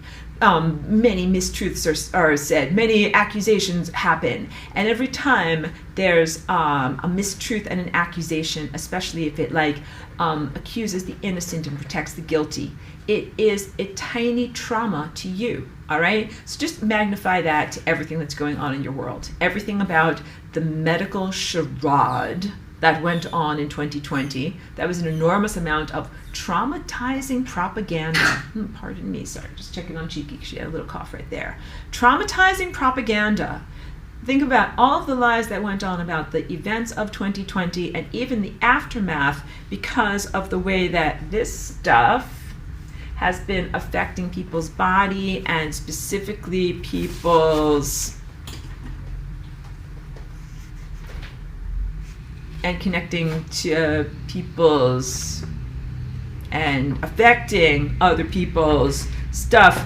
So the lack of accountability there, the false stories, false narratives, and evasion of prosecutions there. Every time you're exposed to that, it is a trauma, because you're like, no one can believe that effing BS. Nobody believes that, right? But you're like, yeah, some people believe that. That is its also own level of trauma, and that resonates with one of your core wounds that goes all the way back to Atlantis, where you're like, are you guys seeing this? Like, the planet's being invaded. Like, who are you? Are you a zombie? Are you a zombie? Are you a zombie? Like, I am being very facetious, but it was something along those lines. Of course, that was like the worst sketch comedy version of what happened in Atlantis. That I'm also momentarily distracted. Hold on. Guess what, guys? Let's take a brief bio body break. I'm going to take care of Cheeky for one moment, okay? Brief pause. So I just had a little break, and I'm reading through some of these questions over here. Really beautiful comment by Chris. He says, now I get it. Person is not prepared to go fast because they are not in alignment. They start freaking out. Their emotional body are in chakra. Got it. Thank you. Very, very good. So yeah, let me expand on what you're saying there, because I'm also tuning into your example. When people have not done the inner emotional excavation and inner self-construction, so that they have a strong belief system and also a strong self-identity and also healthy resilience in their emotional structure. If you put a lot of energy, which is information, into their emotional structure, they destabilize.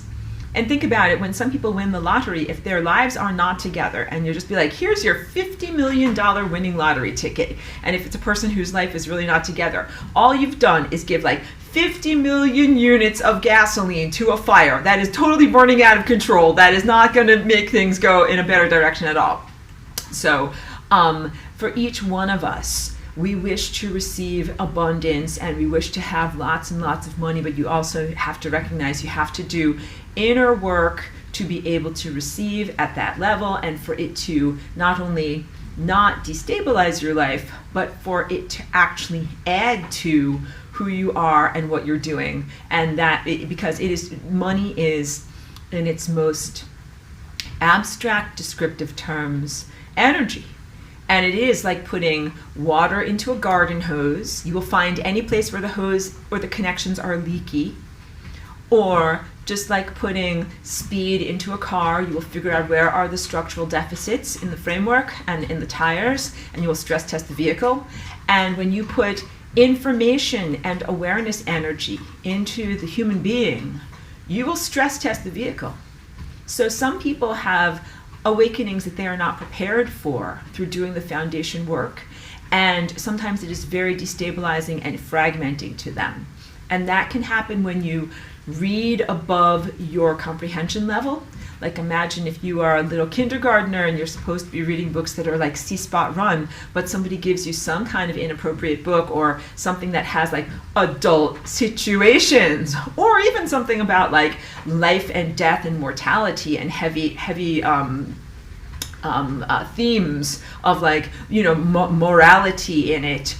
Like, these are things that are beyond a 5-year-old's reading comprehension level. You should just be doing very simple stuff, and comic books and fairy tales and stuff until you're older and you can really comprehend these things. So for some people, when they take a molecule that allows them to artificially amplify their higher faculties and to begin to see multidimensionally, first of all, they're not always prepared for what they are going to see and for what the emotional aftermath of what they see. So when you start to see on an inner intuitive level, some of the things that you see will be about your community members. And some of them might be unkind, and that is important. You have to accept it at the level of the heart, because you have to recognize some of these insights are to protect you, that you might perceive about your own community members. Something like, that person over there is dangerous. That person over there could be sexually violent, or that person over there could steal from you or could hurt you or your animals. You have to know about that, and then you have to trust your intuition. I will be a person who will always tell you to trust and validate your intuition. So that means, like, if you're like, for whatever reason, you don't want to get in somebody's car, please don't do it. If you ever are like, something, I don't want to go into that shop, that particular shop over there, or whatever, to buy lunch or to get a soda or something like that, don't do it. Like, for whatever reason, your intuition tells you who you do and don't trust, and that is based on higher dimensional information. So it helps you to avoid danger and psychopathology.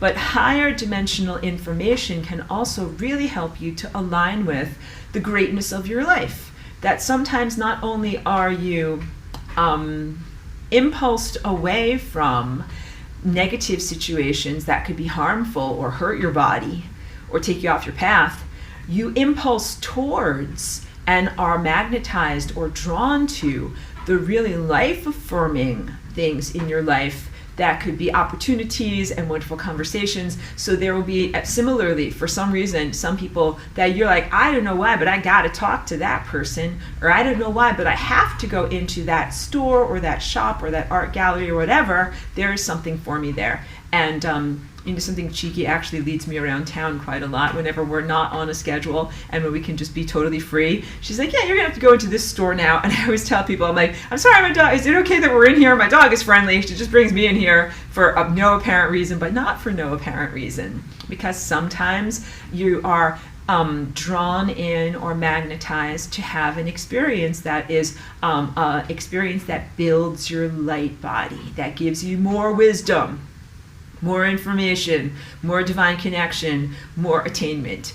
And so, yeah, your awakening of your light body and your multidimensional senses, sorry, I'm beeping, I have to restart my thing, is your guidance system that helps you to navigate time. Who and what are the ascended masters? These are the greats. Like when you think about your music, who are the greats in, like the Rock and Roll Hall of Fame? The best players, the best singers, the most amazing songwriters. These are who the ascended masters are, the rock stars of the spiritual world, but not necessarily in the terms of how you might know their astral distorted avatars. I'm talking about the real deal, the real people, okay? So in my notes, and my notes are actually right over them before class today, are really worth it. Sometimes my notes are not as fluid or comprehensive, but I think that these really speak very well about it, about who and what are the ascended masters. And I wrote this 10 years ago or more. My notes are from those original classes before this level of technological disruption, right? Before all of these types of technological deployments, and before the particulates and other pollutants have made it there's a lot of light pollution, has made it very, very difficult to be able to maintain that connection with the world of the ascended masters. So here's my message. I want you guys to know that there is a real world of ascended masters, the great ones, people who lived as you and I live, in a physical body where you have to eat physical food. First, there is the time before physical food when we all live in Atlantis and everybody ascends there. Everybody there is on the journey to becoming the inevitability of an ascended master. And mostly back then, we ascended one at a time. And I also have taught you that it was almost like a spectator sport. Like you had the great mountain and you're perambulating around the mountain, you're doing your life and learning and retrospection, and every time you grow brighter, everyone is watching you. And they're like, hooray, like she grew brighter, hooray, she learned something. And then by the time you get to the top of the mountain, like you're just totally glowing and illuminated with all of the light that you've received from the interrelationships that you've had and the comprehension of the profundity of the interwoven events of your life. And then you're ready to disengage from the physical reality of the material planet, but move into a higher dimensional level of reality where you're in a world of pure light. You're still doing essentially that same template now, except back then you did it one at a time, sporting event, totally conscious the whole entire time and totally celebrated the whole entire time. And here you are doing it as a collective, the whole entire planet, but under extreme duress. You have maybe some higher dimensional cheerleaders who are watching you and cheering you on, but it's a war almost everywhere. So it's not like anybody is on the sidelines or anybody is having a really comfortable time. The entire fabric of reality is really under a giant stress test. And there's a huge amount of pressure on the inevitable activity of your individual and planetary ascension here. And when I say planetary, it's really important to comprehend that there are blades of grass in heaven. Christian heaven doesn't contain any blades of grass. What a horrible place. It would not contain any grass. Like walking on grass is like the joy of life. Like dogs know this. Like they love to roll around on the grass. Grass is beautiful. Like my ode to lawns and grass. But no, seriously, truly. So to get out of the anthropomorphic mode and recognize that, because going to heaven is, the analog of ascension. You're going to have ascended flowers and ascended plants and ascended butterflies and ascended trees. You're going to have a whole ascended ecosystem. What you're really doing is having an ascension of the entire holistic presence of the planet, of everything that is supposed to be here. But we haven't even done lesson 18 yet, but I just speak about this very openly. There's a lot of stuff here that's not supposed to be here. And some of those are genetic insertions and characteristics and qualities that are not native to this planet. And some of them are also technological deployments. So you've got two things. And it used to be like in the time of some of the earlier ascended masters, like the person that you know as Jesus. That's linear time 2,000 years ago. And they did not have like this type of an infrastructure at that time. Like they did not have telecommunications and wireless phone networks. So the people of that time faced different levels of difficulty in achieving their spiritual attainment.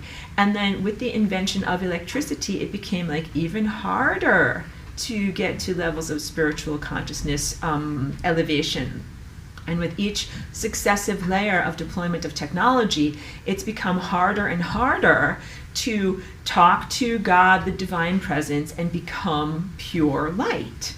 And now that there is also this digital technology, satellites around the planet, and even things that are within the biological infrastructure, non-consensually, sometimes consensually, but non-consensually, those are all huge inhibitors to ascension because you're trying to go fast and all of those things are making you go slow. So back to going fast. Oh, you've got questions, but I get to, we'll go back to going fast, but you've got questions. Let's do your question first, and we'll talk about going fast.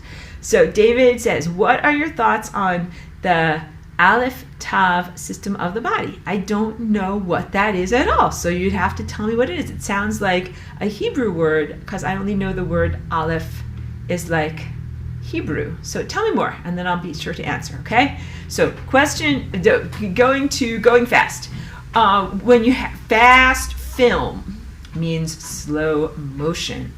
So when people have taken their higher dimensional molecular portal rocket fuels, like their psilocybe cubensis or their dimethyltryptamine, what it does is raises your internal rate. It makes you go faster. It creates a premature and artificially augmented awakening or amplification of the ability to see and to know. And seeing and knowing is how you eat light, and eating light is how you get faster.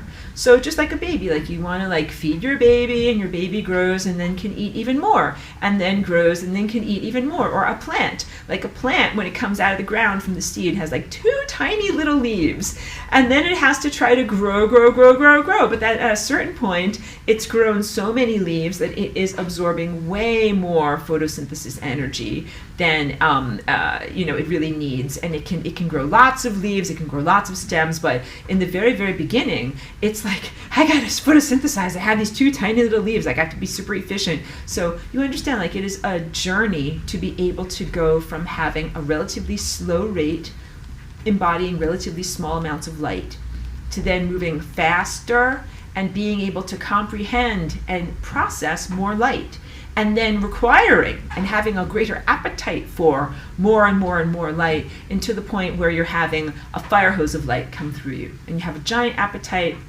but you also have a fast metabolism. Because that's what it's like when you're super athlete. Did I tell you ever about my friend, who's an online friend, I don't know her in reality, but she runs 100 miles of marathon running, and she'll eat at one sitting a whole box of Captain Crunch. That's pure sugar. But for her, that is appropriate. If you run 100 miles in a weekend, you should eat a whole box of Captain Crunch, or whatever, a whole pan of donuts or something like that. But only if you're running 100 miles. If you are not running 100 miles, please just only eat one. And that's it, lifetime, one.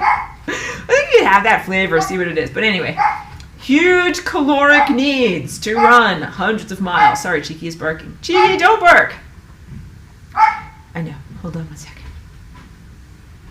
No, we don't have to pause. We're okay. Okay. Huge caloric needs. When you are, like me, Aurora, an impulse on the stellar network, you have huge caloric needs. You have to have a lot of light all the time. And the process of ascension in ancient concurrent Atlantis was basically the process of maturing in the presence of and embodying more and more and more light.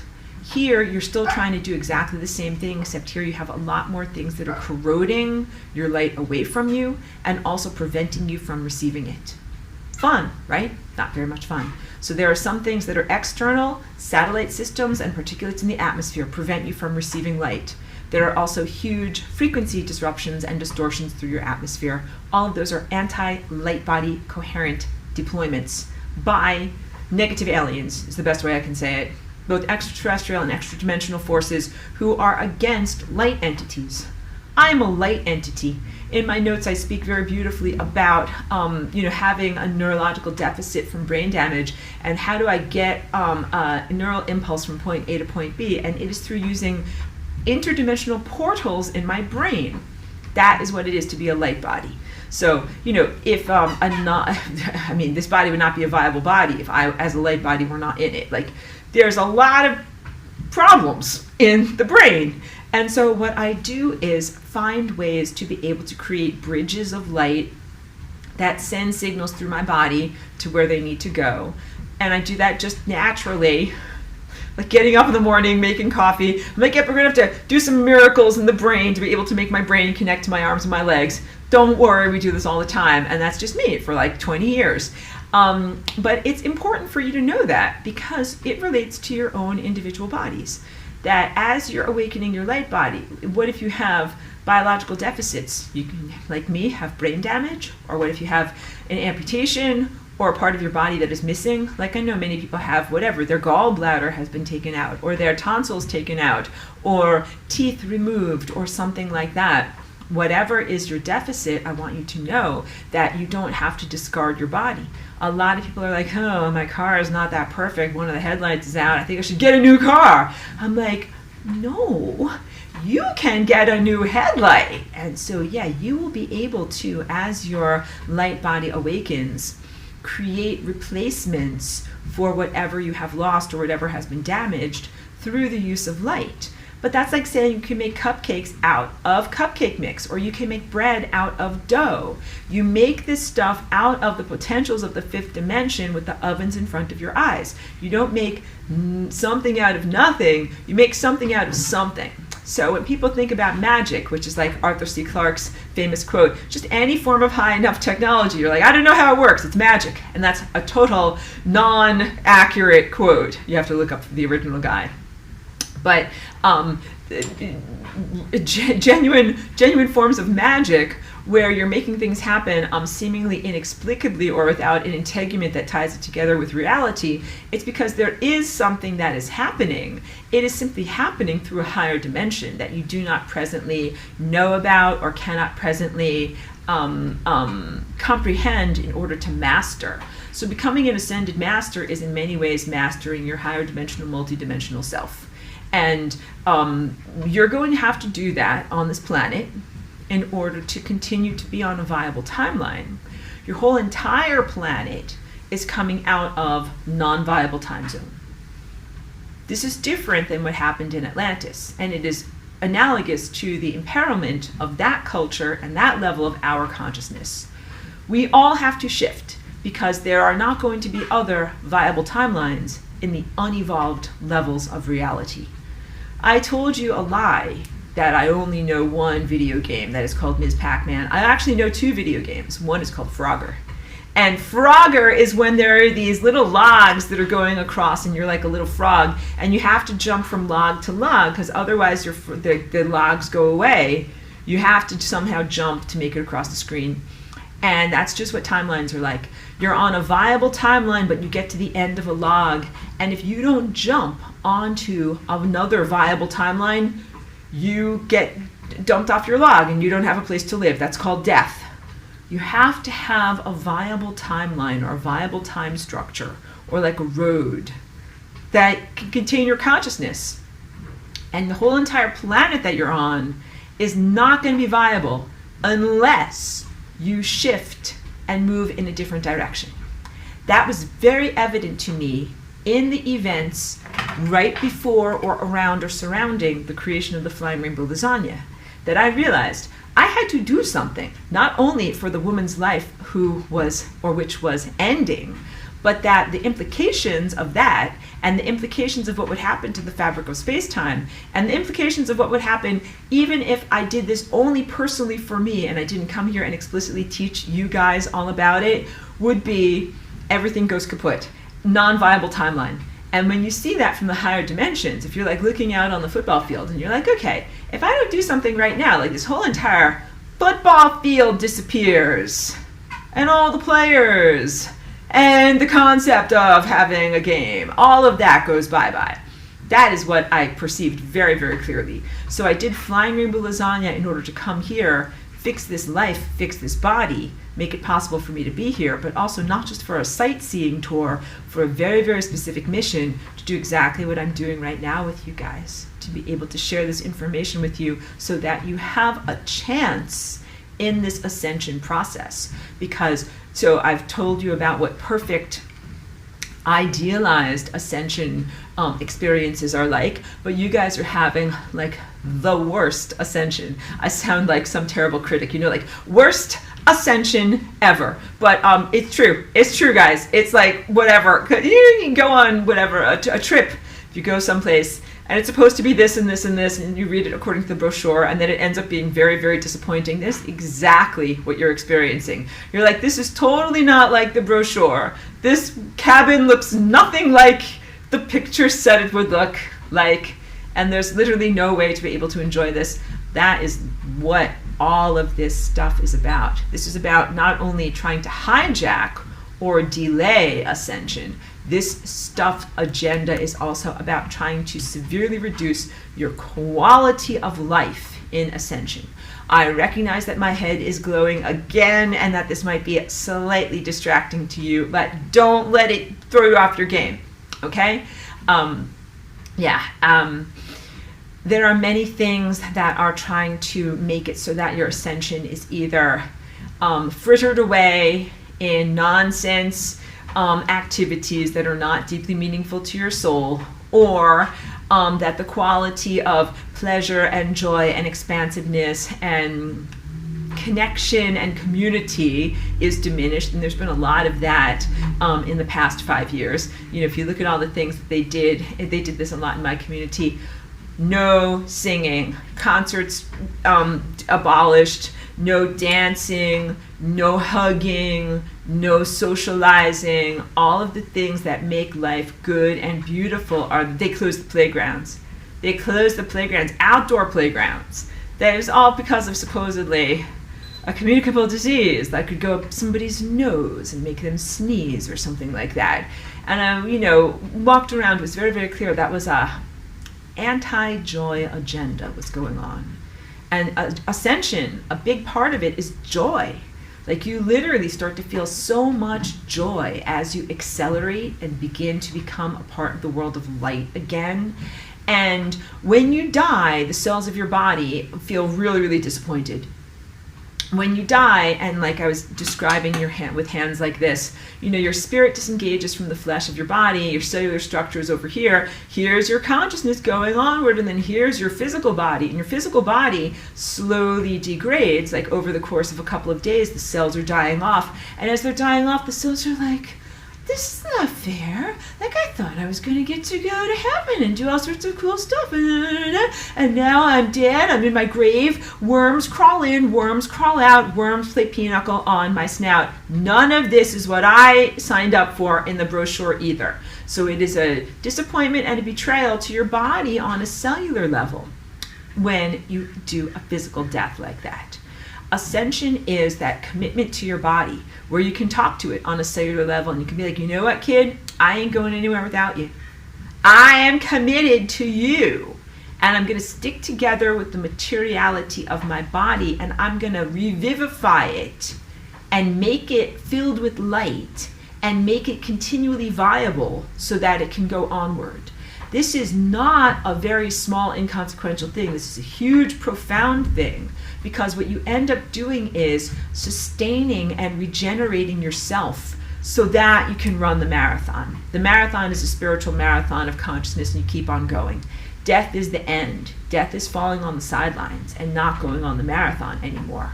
There's definitely a bifurcation that's happening in your world right now of people who are gonna run the marathon and who have enough inner fire to kind of like get their metabolism going, rev up, and become beings of pure light. And that's not the end. That's like when you just kind of like set off. And then you have all these amazing cosmic adventures in the world of pure light. There are many people who are not prepared to do that themselves, and then there are very many super evil a-holes who want to prevent others from doing it. And those are the people who either created or were in alignment with this agenda. Difficult recognition for those of you who are innocent, beautiful creatures here in this world, but some people are profoundly evil, and if they see your freedom or your beauty and they can't attain it or steal it from you or experience it along with you like some kind of hijackers, ride-alongs or something like that, or if they can't exploit it, they want to destroy it. And that's really what these creators of this technological agenda are. You know, these are guys who are the epitome of evil, really. You'd call them satanic, Luciferian. Just they are primordial evil. And that's all that you have to know, because from your state of innocence, like I could never understand, like I'm so great, I'm doing great stuff, like how could you not celebrate me? But these evil guys, they're like, we are not happy with you. This is my pretend, like evil, mean face. They're like, we don't like to see you happy, and we don't want you to be ascending, and we don't want you to be empowered, and we don't want you to live your lives. Like, because I'm like, okay, fine, like you want to be evil and primordial and everything like that, like go do it over there. But they're not that way. They're wanting to stop me or you or my dog or that tree from being able to reach this divine connection. And it is a cosmic law conundrum, because in the one sense you have the inevitability of ascension, which is emitting from the zeroth dimension, which is why I taught you all about the zeroth dimension, into multiplicity, multidimensionality, but then a refocusing back to the zeroth dimension. And that is an inevitability, the return of you to being super duper fast, naturally, not through taking of a molecule, but through your natural light form. And then the something that is trying to stand in your way. When the inevitable force meets the immovable object, what happens? Kapow! You have a huge amount of conflict. And that's what you've been experiencing since 2020. Except it's more like you are going upward, ascending, and being able to reach that zeroth dimension. And here's this thing punching down at you. That is this technological presence. That is the satellites, the internal fibers, and other things that are attempting to prevent you from ramping up, getting faster, revving up on an inner level, and then going hyperdimensional. And when you go hyperdimensional, it is a shift on a cellular level. So you do not go in a clank metal spaceship and fly from point A to point B. You really transmit your consciousness from dimension to dimension in the same way that you're already jumping from moment to moment, like we were in the moment of 228, now we're in the moment of 404, because we've jumped through time. So what is Flying Rainbow Lasagna? It is, of course, a genetic dance and a new way of using the topology, the shapefulness of your DNA to be able to do lots of cool things, but it's also a way that you get through time, like from one timeline to another. So I told you at the beginning of class today, like I'm just taking a brief moment from this, crazy maelstrom of energy, which is I'm wearing my crystals and protecting my head during this crazy maelstrom of energy that is like an interdimensional battle. But sometimes when we fly as Flying Rainbow Lasagnas, it's beautiful, smooth sailing, like a nice clear sky and no turbulence, and everything is great. And sometimes the ocean of time is extremely perturbed, and that's exactly what's going on. Like there's all of these different crashing time events, and the guys that make this stuff and want to hijack and diminish the ascension are throwing the kitchen sink and doing whatever they can to try to make things super crappy. And myself and many other people were doing clear it out, and shielding. And also the hard stuff, which is the fun stuff, which is creating in the moment. Like a lot of what I do is very much like when I make my music. And you got to be in kind of like the right groove, the right state of mind to make music. It's kind of hard if you're like, I'm afraid, like, what's going to happen next? Am I safe? Can I make music? Like, to make music, I have to be kind of like, okay, like everything is fine. Like, put on my headphones, focus on what I'm doing. It's very hard to make music when it's like, you know, whatever, incendiary devices going off everywhere and all sorts of chaos and disruption and things that could be very perilous. So it takes some level of comfort for you to groove with the cosmic infrastructure in what is your beautiful ascension. It's actually very, very difficult to do it while you're constantly blocking, shielding. Oh my goodness, hold on one moment. Apologies for the brief interruption. Let's wait. Okay, so back from our question before, he's saying this is the Hebrew electromagnetic telecommunication system of the human body. I'm not aware of it, so you have to tell me more. Okay, dun dun dun, prepare everyone. Tom has got incoming big questions, and they're numbered. I like this. Starting with number 1. Flying with Aurora on Tuesdays. What is the difference between catching the recordings live versus FRL at a later point in the week? For example, can you perceive the dancers that join the band later in the week, or for them is it more like flying with trained wheels on, knowing when to jump through portals, synchronization? Awesome question. I always tell everyone you don't have to worry about if you can be in my Tuesday class, my Tuesday dance group, Lasagna-ing. It's for everyone in the whole world. So some people are in a wildly different time zone. They might be 8 or 12 hours apart, might not be optimum. And also sometimes people have life commitments. If you're a parent or if you have a job and you can't stop in order to dance at that moment, you can still be a part of my group because the dance is non-local.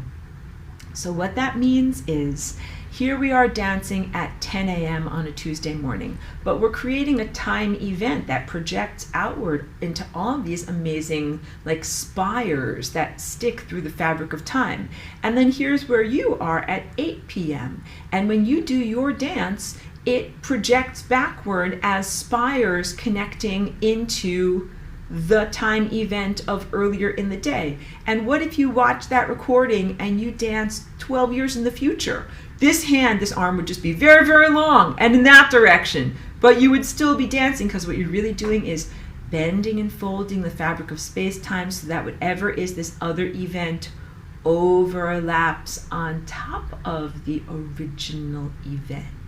So what matters is tuning into the correct time energy signature and your intention.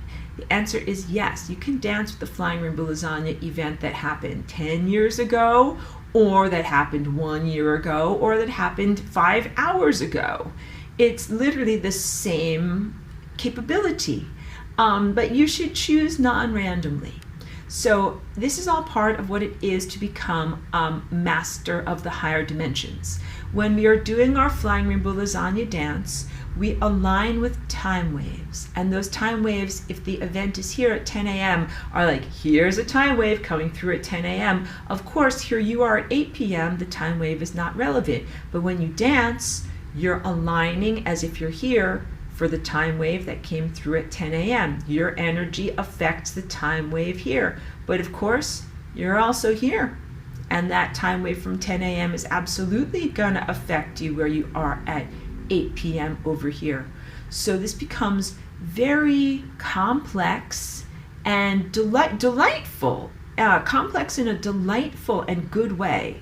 When you have to, like when you're a piano player, but you're really good at it, and you'll be like, I have to remember this part, and then put a little flourish over here, and then that makes everything sound so great. We are experts in what we are doing. Part of it is tuning in the moment. So I am definitely your guide when we do this surfing. I'm telling everyone, now it's time to paddle out. Here comes the wave. The magnitude of the wave is this much. And we're going to use that energy and we're going to roll through. And I direct people because I have awakened higher senses. You are still figuring out your light bodies. The way that you learn and grow is by doing. Just like if I was a duck and you were my ducklings, I wouldn't be like on dry land and be like, okay, ducklings, like here's how you swim.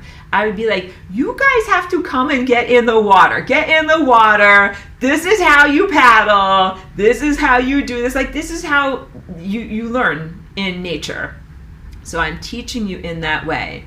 Even though I recognize we do very real-time acrobatics with real peril, sometimes there's real sharks out there. Okay, so I am always protecting the baby ducklings to make sure we've got Merkabahs of protection around each one of us and around us as a group so that we don't have negative blowback in time or unintended consequences or some form of distortion hijacking our intention or distorting what we originally were trying to do or dance. And also, none of this is really an intellectual proposal. When we do the Flying Rainbow Lasagna dance, it really is an embodiment because it's beyond what the intellect can comprehend. So you don't have to be like, okay, I better call everybody in Europe and synchronize this, and then call everybody in Australia and synchronize this. Like I have all these phones lined up on my desk and all these things that have to do. We don't do it in that way. We do it in a very natural and innately connected way where you're already working with these kind of like dance movements of time and of the cosmos, and everybody is playing according to these perfect divine harmonics like what I paint, so we all are able to mesh together very effectively. Okay, so question number 2, Tom says, flying solo, listening to personal favorite tunes. In this context, the dancer is not aware of situations where they might need to jump through a series of portals quickly like we sometimes do on Tuesdays Live. Can you expand on this? What is the difference between listening to Aurora's music while flying solo, key points in the music are portals, versus listening to my personal favorite tunes like hip hop or metal or house or rock? And the focus of the question here is, some music more FRL friendly than others, do they all have portals? Yes, that's such a great question. So my music is very, very intentionally crafted as a magical device, not just as a musical device. And I also sometimes jokingly call it a medical device because like it definitely changes your body. But I made my music with these intentional portals or mapping points that are like moments of emphasis. But the moments of emphasis really exist independent of my music or any music. The moments of emphasis or the moments of opportunity exist at large in the cosmic infrastructure. And they are something that initially you feel and experience, and then secondarily you generate. So initially at this part in your journey, you will feel them. And they can sometimes come up at the most inappropriate times. Like, girl, like you might be right in the middle of the supermarket and you're like, I think I'm about to go through an interdimensional portal. And you're like, whatever, gonna buy an orange or something like that. It's like, you just do it. You just do it. You'd be like, okay, going through a portal. Just be like, here I am. Maybe grab that orange, then go through the portal. Like, because it's not always an appropriate time for you to like roll around on the ground or do any kind of intention. You simply notice that the moment is happening and try to be as mindful or in recognizing of the moment as you possibly can. So the big answer is that these time portals exist independently. I know a lot about the larger superstructure of time, and when I make a song, I'm like, yep, I'm putting a portal there, and I'm putting a portal there, and I'm putting a portal there. Then also, every time I dance to that song, I emphasize that portal in time. So here's that moment when Aurora emphasized that portal, more emphasis. And then anytime someone else listens to my music, they're re-amplifying and emphasizing all of those moments that I put in and emphasized myself in my own music, which is like a fractal microcosm of the fabric of reality. The answer is yes, there are other musical artists who are putting portals into their music too. rare and hard to find, because most of the stuff that you're going to listen to, like on the top 40 radio or whatever it is, most of that, I call it satanic swill. Like, eat at the trough of this satanic sludge bucket. It's not good stuff. And it's not only like just the crappily created and not very artistic or not good taste. I don't agree with like the aesthetics of it. But and also they put a lot of anti-intelligence frequencies into those musics, especially for the past 10 years, but it goes all the way back to like backmasking and stuff like that and Led Zeppelin. So there are binaural beats, subliminal acoustics, and frequencies that are not at the level of your ego consciousness, that are afflicting, or diminishing consciousness, and that's pretty far back in rock and roll. And it's challenging because when I first came here as Aurora, I just generally loved music, and I would hear music. I didn't initially have my own record collection, but I would hear other people's music and I'd be like, oh, I like this song, and then I would learn more about it, like Led Zeppelin, and then I'd be like, oh, like these guys are worshiping the devil, that's too bad because I like that song. So at a certain point, what I had to learn was I had to separate out the song in the moment from the originators, because I learned almost all of these people in the music industry were very flawed and either were deeply in addiction or satanic worship or sex crimes or whatever. These were not the best people in humanity, and it says a lot about what it takes to get recognition in the music industry. So I had to divorce the originator from the actual abstraction of the song. I also have found now so many great independent artists. And so a lot of the satanic backmasking, binaural beats, the sludge and bad frequencies and things that they put into, and the negative, distasteful associations that the people making it and their songs and their producers and their distribution and everything like that, if you don't want to delve and be a part of that and have that kind of like sewage type feeling, there's lots of independent artists. So one of the greatest places you can check out is Bandcamp. So I have my stuff there. I'm an indie artist, and Bandcamp is great because there are not advertisements. You can just listen to excerpts from an artist catalog and get a sense of what you like from them, and then you can either patronize their work by downloading like a Bandcamp separate app and buying through there, or you can find the work that you like of them on larger, more satanically infested streaming platforms like Spotify or stuff like that. But Bandcamp is great because it will give you, like, if you like this artist, check out this artist. If you like this artist, check out this artist. So find independent artists and also recommend independent artists to one another. But also, like, I'm not going to judge you. And sometimes people send music to me and they're like, Aurora, I was lasagnaing to this song. And it might be like some hard rap type of feeling state because they were expressing that. Like, sometimes lasagna is beautiful and lyrical, but sometimes it's like punching through concrete. You need a song that will give you that energy to be able to blast through emotional limitations and whatever is holding you back in your life. So I want you to know I do not judge you. Use the energy of the songs that you want the most. Sometimes you might not want to affiliate with some of these more, negative, non-nourishing music scenes, but you're allowed to do you, and there's no right and no wrong in the choice of songs that you choose to dance to. But not a lot of these people are consciously interweaving higher dimensional portals into their songs. So some songs are just cool and fun, but it's rare to find an artist who is that magically present and aware of their fifth dimensional and higher bodies and how the music, what you're doing, is really affecting time as it continues to spread outward. So check, I'm sure that they're out there, that there's other artists out there. So when you find them, send them my way, because I always like to learn new stuff. And also I want you guys to know why I'm not judging you, because like I listen to anything. I listen to anything that's good and that feels right in the moment. And I don't judge myself for the music that I'm listening to. And sometimes I have like punching through membranes moments where I have certain songs that are about that, and sometimes I listen to silly dance songs, and sometimes like I exercise, jump on a trampoline or I go on my treadmill and I have like silly dance music, like techno, whatever. I want you to know, you do not judge yourself. Don't judge me. I'm not judging you.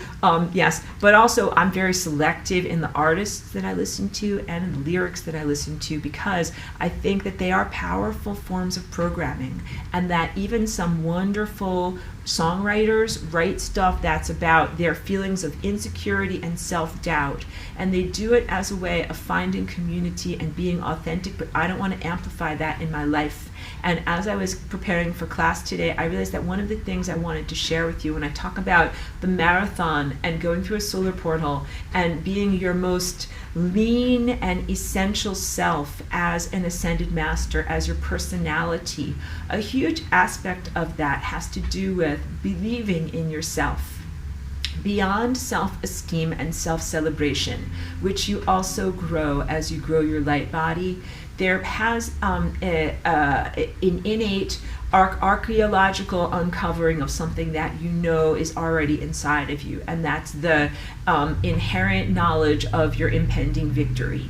That you know that this is who you are, and you know you are going to win, and you know that there are no other options, and that only your attainment and in the inevitability of your remembrance of God's self, that is the type of self-knowledge that you walk in, that nothing can make you feel disturbed or doubtful about that.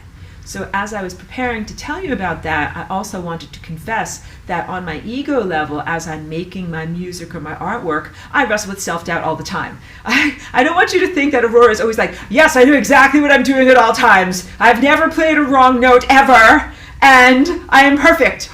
Please don't think that that is what I'm saying, because that is not true. Because a lot of the time when I'm playing my music, I'm like trying to sound good, and I'm like, that sounded terrible. That sounded like crap. That was really bad. And I don't always share all of my songs with you. Sometimes I write a song, and I'm like, okay, that song is over now. Let's put it away, never visit it again. I share the good songs with you guys. So please don't think that I'm 100% perfect. But I'm talking about not moving away from self-doubt and self-criticism in your spiritual journey. So as an artist, of course, I wrestle with self-doubt, and I want to make sure that my songs and my artwork sounds perfect, right? But in my spiritual journey, I don't have self-doubt. I'm like, no, I know I'm a good person. I know I'm trying as hard as I can. I know I'm doing the right thing. I know that I'm heading on my path, and I know I'm going to make it. That's the feeling that sustains you on the marathon. That's the feeling that sustains you as you rev up and become a light being. Not only, this is what's different about just like if you give a person a molecule like DMT, they're like, hooray, colors, this is fun and interesting.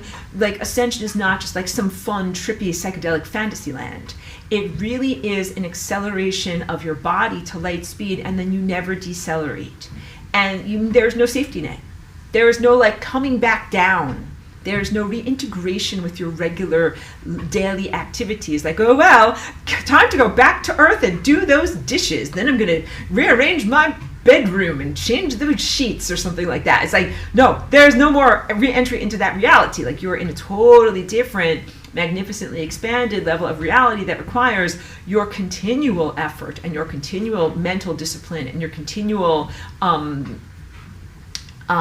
creation of each moment. So no, you really never get to sit on the couch and just eat potato chips and be like, I'm all ascended out. Like you guys go play. I'm just gonna sit here and snack a little bit and then maybe take a slight nap. Like no, there's no sleep. There's no sitting. There's no indolent lazing. It's all effort all the time. That's big. And of course you are sustained very, very well on the marathon. The fire hose of light energy that comes into you is like, imagine getting paid $1 million every day, but also imagine spending $1 million every day. That's what it's like to be one of these ascended masters. You do have access to an enormous amount of wisdom, of light, of cosmic energy, but you're also exerting and sending out an enormous amount of discipline and effort and cognitive consciousness every moment of the day. And so you guys here are used to being like, okay, I did all my work and now I'm in pajamas and now I'm kind of watching Netflix and now I'm going to go to sleep. And when I go to sleep, I have no responsibilities. So like snore, snore, snore, and then wake up in the morning like, now I'm back to being me, and now I have responsibilities again. But when you're an ascended master, you're 100% responsible. And you don't get a chance to be just like, I'm in my robe, like, don't talk to me. And then I'm waking up in the morning also like, don't talk to me. I haven't had coffee yet. You can't do that. You have to be like, I'm an ascended master, and I have to be an ascended master all the time. And I have to do consciousness exercises all the time. And part of my job is to sustain reality with my mind all the time, and to never falter and to never waver. So what I just described is the activity and the lifestyle of yourself as a mature adult, when you are really in this moment only like the little caterpillar form. Because I could sense some people are like, oh my God, like that sounds like a lot. It is a lot. It is a lot. And you're not expected to do it this moment or next Tuesday. You're in training. That's the positive thing, is that it's not race day yet. You are still having time to be able to build your muscles, come to self-knowledge, excavate your inner truth, figure out who you are. That's what's supposed to have been going on very, very intensely for the past 5 years. All of this stuff has really limited your journey to the point of like you guys are like in special education classes at this point, because you have been held back from the rest of the class that has already moved on. Like those earth people, like they are not getting it. I'm like, I know guys, they just need a little bit of help. So you will get extra special tutoring to be able to kind of get you accelerated up to speed, because there's so much that you haven't been able to learn about. Because there's frequency crapola, you haven't been able to develop your senses. So imagine if you haven't been born with hearing loss, but you just live in an environment where there's no music and there's nothing that's helping you to develop your hearing, and no one ever talks to you.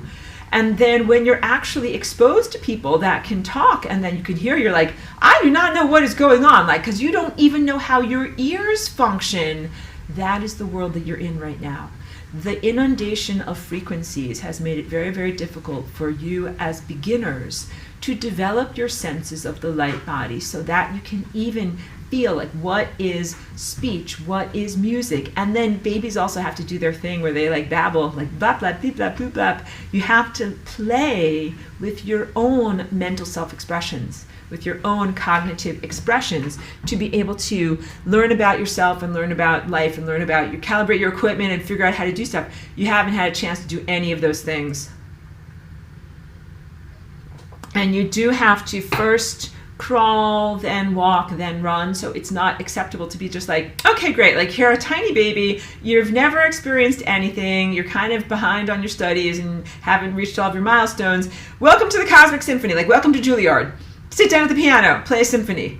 You'd be like, hey, this is not going to happen. It's not going to happen.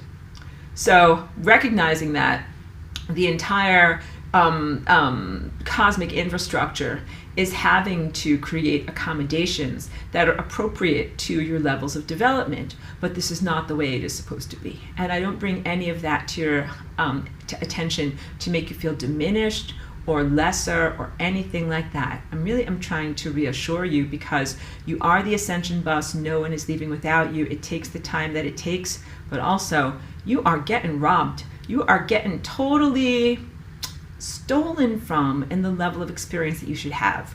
So like if I were a parent and I was adopting a child that spent the first 5 years of its life in a very impoverished environment without proper things to help it to develop and to help them to grow, what I would do is not be like, well, you know, I don't want this kid. There's something wrong with this kid. Give me a different kid. Give me a smart kid. I would be like, of course I would take this kid. But you know what I would do? I would lavish that kid with so much attention. I would be like, let's figure out what type of special tutors or special exercises we can give, or special even nutrition that can help their brain to grow so they can learn and catch up. And then eventually they catch up with their milestones and then they're doing very, very well.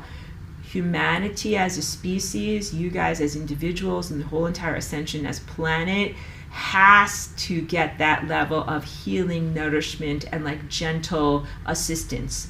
And your whole planet is ascending because there is no longer a viable timeline. So there's not going to be an alternative Earth. I want you to know this. It's not because there's not going to be an alternative you. Here's you that's screwed up, and here's you, the Ascended Master. And you, the Ascended Master, we transfer all consciousness, energy, and awareness to be focused on you here now. That includes regathering any debris that you left on the highway behind you. Like, there's your muffler, that fell off. Here's a piece of chrome. Here's a hubcap. You lost that. You lost that. Get all of your stuff back. Reclaim things that have been left behind in moments of trauma. So that could be emotional energy or shards of your soul. Reclaim aspects of self from the periphery of time. That's multiple personalities. Like, here's a peripheral self where, like, you got in a rocket ship and went to Mars and went through a singularity, like a movie, like science fiction or something like that, and you ended up whatever on planet Beetlejuice, and then, like, that's not the real you. That's a total periphery. You don't want to be on that timeline. You grab your energy back from that timeline and refocus it here, okay? So you don't want to be considering that you are dispersed across time and multiple dimensions. You really want to be saying, this is my correct performance of the beautiful divine harmonic symphony here in this place now, and I claim all of my energy from every place in order to focus my consciousness here. Those timelines all end. This timeline is the one with the oomph, where it has the complete energy to be energized, is the word, to be fully energized to light speed and beyond. The planet is doing the same thing. There's many, many, many different peripheral versions of our planet. Like, there's planet like rivers of lava flowing, planet like the comet came and it incinerated everything. There's also the planet like techno dystopia, machines and robots everywhere. Like, there's all of those different, there's earthquake planet, there's firestorm planet, there's biological sterility planet and nuclear waste planet and all those things. None of those are viable timelines for the planet. There are very few viable timelines. In fact, we have to envision a viable timeline for the ascension of the planet. That is a big part in this journey of being an ascended master. Instead of looking at your journey and being like, well, this totally sucks. Like, we're not getting any of the cool, fun stuff, and it's really not very comfortable, and I'm hot and I'm thirsty. Like that's fair. It's fair to say that. But there's so much of value here, even in a very difficult, unplanned, unfair, unjust situation. And a lot of it is in stepping forward into your greatness in spite of many things that are trying to turn you into a passive experiencer or, like a barely alive victim. And part of it is stepping forward in care for the planet and saying, well, I want good things for me, but I want good things for our whole entire world. I want good things for blades of grass. Blades of grass are awesome, and you want them to keep being in the world. There was a time before grass was invented. Do you know that? Like, a totally different ecological era when there was only moss and you never experienced grass. Be like, the development of grass is amazing. Just take it from me. Or butterflies or fuzzy puppies. These things are amazing, and there is a value to them. And we want the amazing aspects and the beauty of our world to have a continuity and a structure to carry it onward. So even as we are learning how to ascend ourselves, we are envisioning an ascension structure and a framework for our planet.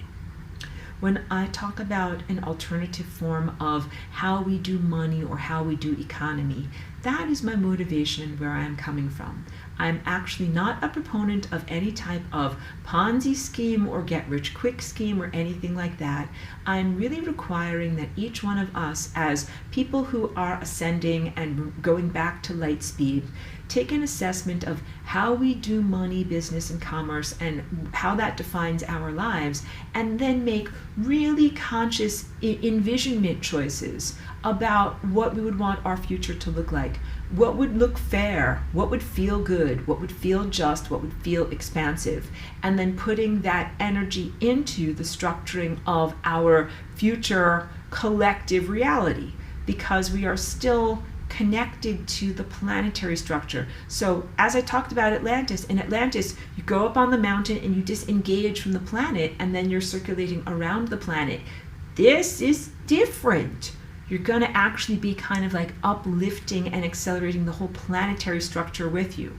But, and, when you do that in your body and you accelerate your physical body structure, there are some diseased cells that cannot make the shift. So each one of your cells has a chakra system. You have a chakra system as the overarching meta being, but each individual cell also has red, orange, yellow, green, blue, indigo, and violet, and has to be at exactly the right angle and be in exactly the right connection with that singularity 0 point in order for you to ascend as a being. Cells that are cancerous cells cannot make it through these portals of experience. They are not shaped correctly, they do not have the correct genetic resonance, and they cannot come with you through the frequency door. These cells must be dismantled internally, and if you have cancerous cells in you, which it is like normal for people to have a few of them in your body, not like giant amounts, but you have a few weird mutated dysfunctional cells in your body. If you're going, like if you were going to go through the solar portal right now, be like, Aurora, I can't go right now, like I'm not wearing my best underwear, I'm so silly, I'm joking. No, but you don't have to worry about any of those types of things. Your external appearance when you're going through the solar portal, but you're like, what about your cellular structure? You're like, oh no, I'm not wearing my best cellular structure. The stuff that's inside of you, that's parasites or cancerous cells or dysfunctional cells, cannot come with you. That is big for you to know. So that's why going through solar portals is a type of parasitic energy consciousness purge. Your whole entire planet is going to go through this energy purging portal and come out the other side with everything's going to be shiny and new. You and me, we're going to be shiny and new. Our planet is going to be shiny and new and full of pure potential. And a big key point is that a lot of the parasitic and cancerous consciousnesses that have been in your world limiting you and defining your experience are not going to be there anymore. And a lot of these relate to overarching government bureaucracies. The things that are cancerous in your world, like cancerous in the body, are cells that do not work for the health of the body and steal resources to build anti-life infrastructure. And that's what you've got in your world. You have that. It's really not just government. That's a bit reductionist and simplistic. You have central banks, everybody who funds the big wars. That's central banks and governments of nation states, and also in somewhat the technological industry or the defense industry to be able to create these technological things that they use in large amounts in wars to be able to hurt people. All of that stuff is literally what cancer does in the body. And think about the way that world wars and wars in general have scarred and shaped the surface of your world, and the waste of resources and the drain away from things that are truly constructive. And I am aware of the mentality of why nation states, individuals, and groups and bureaucracies feel that these ponderous military apparatuses are necessary to protect you from the other guy. Because of the mind virus or the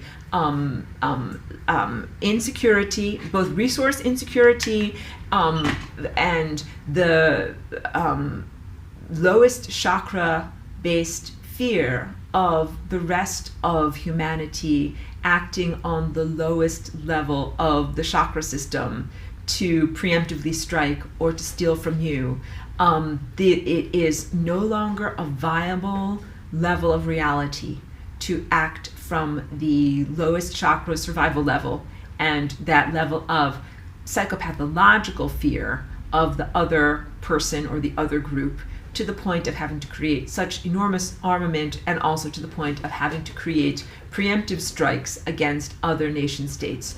That is no longer a sustainable financial ecosystem. That can't happen anymore. It's the extinction event. And so with the viable timeline that you're creating and envisioning. It cannot and does not contain those same old pathological dynamics of the world that you came out of. It's up to each one of us to envision and to create this, the cognitive infrastructure of envisionment of what a world would look like that we want to inhabit. I need to hydrate.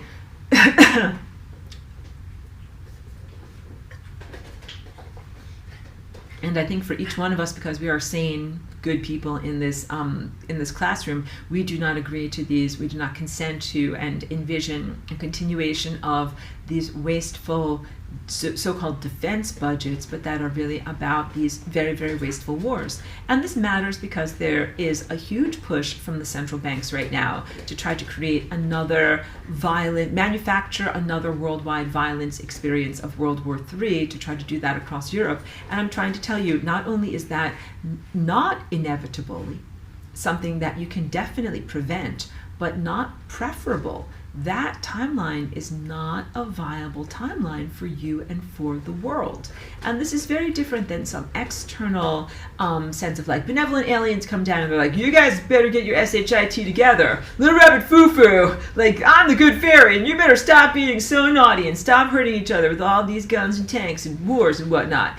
And no, this is not from the fear or refereeing of a larger benevolent society. It's from yourself. From yourself. Like, that is not the world that you want to live in. You're okay, Chica. Chica's playing with her toy and getting a little bit too excited here. But that is not the world that you wish to live in. That world that you're coming out of is insane and hugely wasteful and very disharmonic, and you do not have to continue it. So when you are an ascended master, you're making matter with your mind. And you're making the events of reality directly with your mind. You don't just read the news on the newspaper in the morning or the Apple iPad or whatever and be like, oh, what a terrible bunch of poppycock. Oh well, on to the next. Like, humanity, like, you're on your own. You're like, that's a bunch of nonsense and poppycock. I better do something about it. And the doing something is usually in the thought waves that you send out, as your thought waves are hugely powerful in creating reality. But don't worry, it's not bypassing. But I want to get to more of your questions. And then we'll wrap up class soon. Last question from Tom. Thank you for being such a great student. Says, what other things can we do or be aware of when flying solo? Page breaks. Okay, so when we're doing the Flying Rainbow Lasagna dance, all of this is a non-intellectual feeling state that is based in your senses. So what I try to encourage and share with you guys is what I'm feeling. When I'm going to go through a portal, it reminds me of when you're going to sneeze. That you can tell, you're like, something is coming. That's like, achoo. Like, you feel something coming up your spine. You feel the energy starting to rise. You're like, something is coming. And it kind of comes up, lifts you up, and then you do this big flip, and that's like, achoo. And then you have to land. You have to, like, stick the landing like a gymnast. And then also I've learned, like, you have to clear. You have to clear. So I've learned this over many, many years, that you have to get the rhythm going. There's already a rhythm of time events that reminds me a lot of double Dutch jump ropes, which I've never done, but I would love to do that one day. But you have to kind of get in the rhythm and then insert your personal artistry into that pre-existing rhythm. So some of that is the feeling of when you're going to go through a portal, and then some of that is when you do the page breaks. And the page breaks are firewalls of protection that sequester a particular time event so it doesn't get bleed through, but it also is an arrangement. Like, here's all the wildly gyrating timelines, and I collate them together, get them all organized, and then bringing my hand vortexes together and bringing these time events together. And when I get them to interlace perfectly, there is a coming together energy that then clicks into position and then expands and creates the next beginning of the superstructure. So you can feel when it's time to do a pagination, not only because you're like, oh, I better protect my work. Like when I do Photoshop, for like my fabric design or my album covers, I save my projects obsessively. Like I do stuff. I'm like, oh, it's looking pretty good. Better save that file. Because you never know when you're going to have a power loss, right? But I do not save my files like the same way that when I do paginations in the Flying Rainbow Lasagna, like I save my files whenever. The timing doesn't matter. But the paginations in the dance also are rhythmically syncopated. And so it's not just like where you're like, oh no, like bad guys, fly the unfriendly skies, I better paginate. And you can certainly do that. But all of the paginations that you do are not simply like I'm running from bad guys or fighting evil. It is also part of the great composer like making measure breaks in the music. So you do it when it is sensible. And I often do page breaks when the music changes. Like when I begin a song, there's a page break. I dance, and then come to completion on the song, and I'll do many page breaks in between, and I'll do another page break. And it's because that song has a feeling state. And sometimes it might be like a kick-ass feeling state, or sometimes it might be like kind of floaty. And then as soon as that song is over, the energy of what I've done has to be in that container, and then you start the next song that might not be floaty, that might be more like kicking ass or, exerting with a lot more energy, and you have to be like, okay, yeah, time to do something different now. So it's also, those page breaks are also about like freeing you from the pattern that you were just doing so that you can create an entirely new pattern. So your questions were excellent. The themes are overarching pattern. At times, how to insert yourself into the overarching pattern, which is known as when you go through portals. But at other times, you are creating the pattern. And that is when you are doing page breaks, because you're saying, that was something important that I just did, and now I bring it to closure, and now I begin the next thing. And you can also sometimes change the song, because sometimes you're like, I'm not feeling it on this song.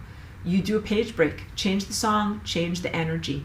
And also sometimes I do a page break before the song is done, because I'm like, I am done. I did what I needed to do.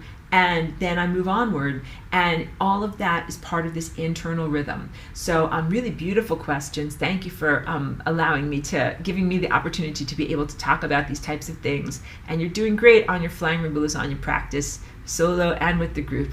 Caroline, thank you for being here. Says, what type of crystals do you have placed above your temples? Do you have any others on your head or body? And Avril also wants to know about this. Okay, great. So these are gallium arsenide crystals, and these are made by this amazing company in Germany. I actually have them right now on their setting that is called 5G Protect.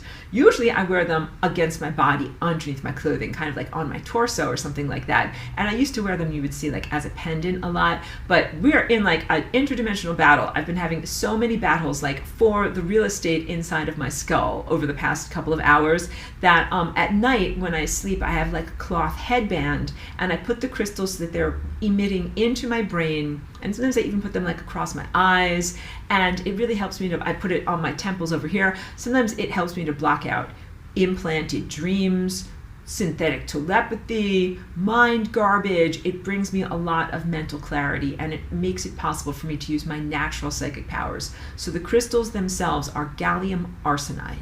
Then there is an amplifier and a human-created circuit board. That's why it glows green sometimes, because what it does, once an hour, it beeps and it scans the environment for 5G, and then it beeps again and it creates an antithesis force field for whatever's the 5G of the moment. So I have them going so that they're both kind of pointed inward at my pineal gland. And these are wonderful ascension tools. I started working with these like almost 3 years ago at this point, and they've helped me so immensely. Mostly what they've helped is in blocking out the garbage, so that way I can even feel and remember my divine connection. But also I've been able to learn how to use them through my gift of non-locality to clear out other people's bodies too. So I do that in session work. I use these crystals, and I can program them with all sorts of different frequencies to go through people's cellular structures and to clear you guys out.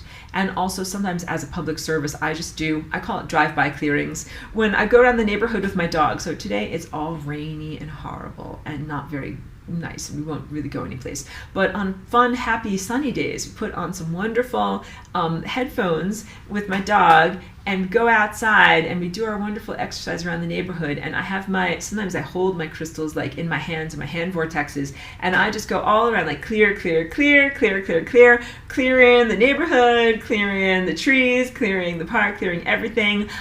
Just do that as a public service because I have a lot of energy, and it really does make a big impact. And I do that as an energetic investment also, that I'm helping my community. And then if there are times when I'm not feeling that energetic, I have contributed, like the park feels good. I go to the park and the park feeds me, the trees feed me. Like, you always want to send out your energy when you're feeling high, when you're feeling up.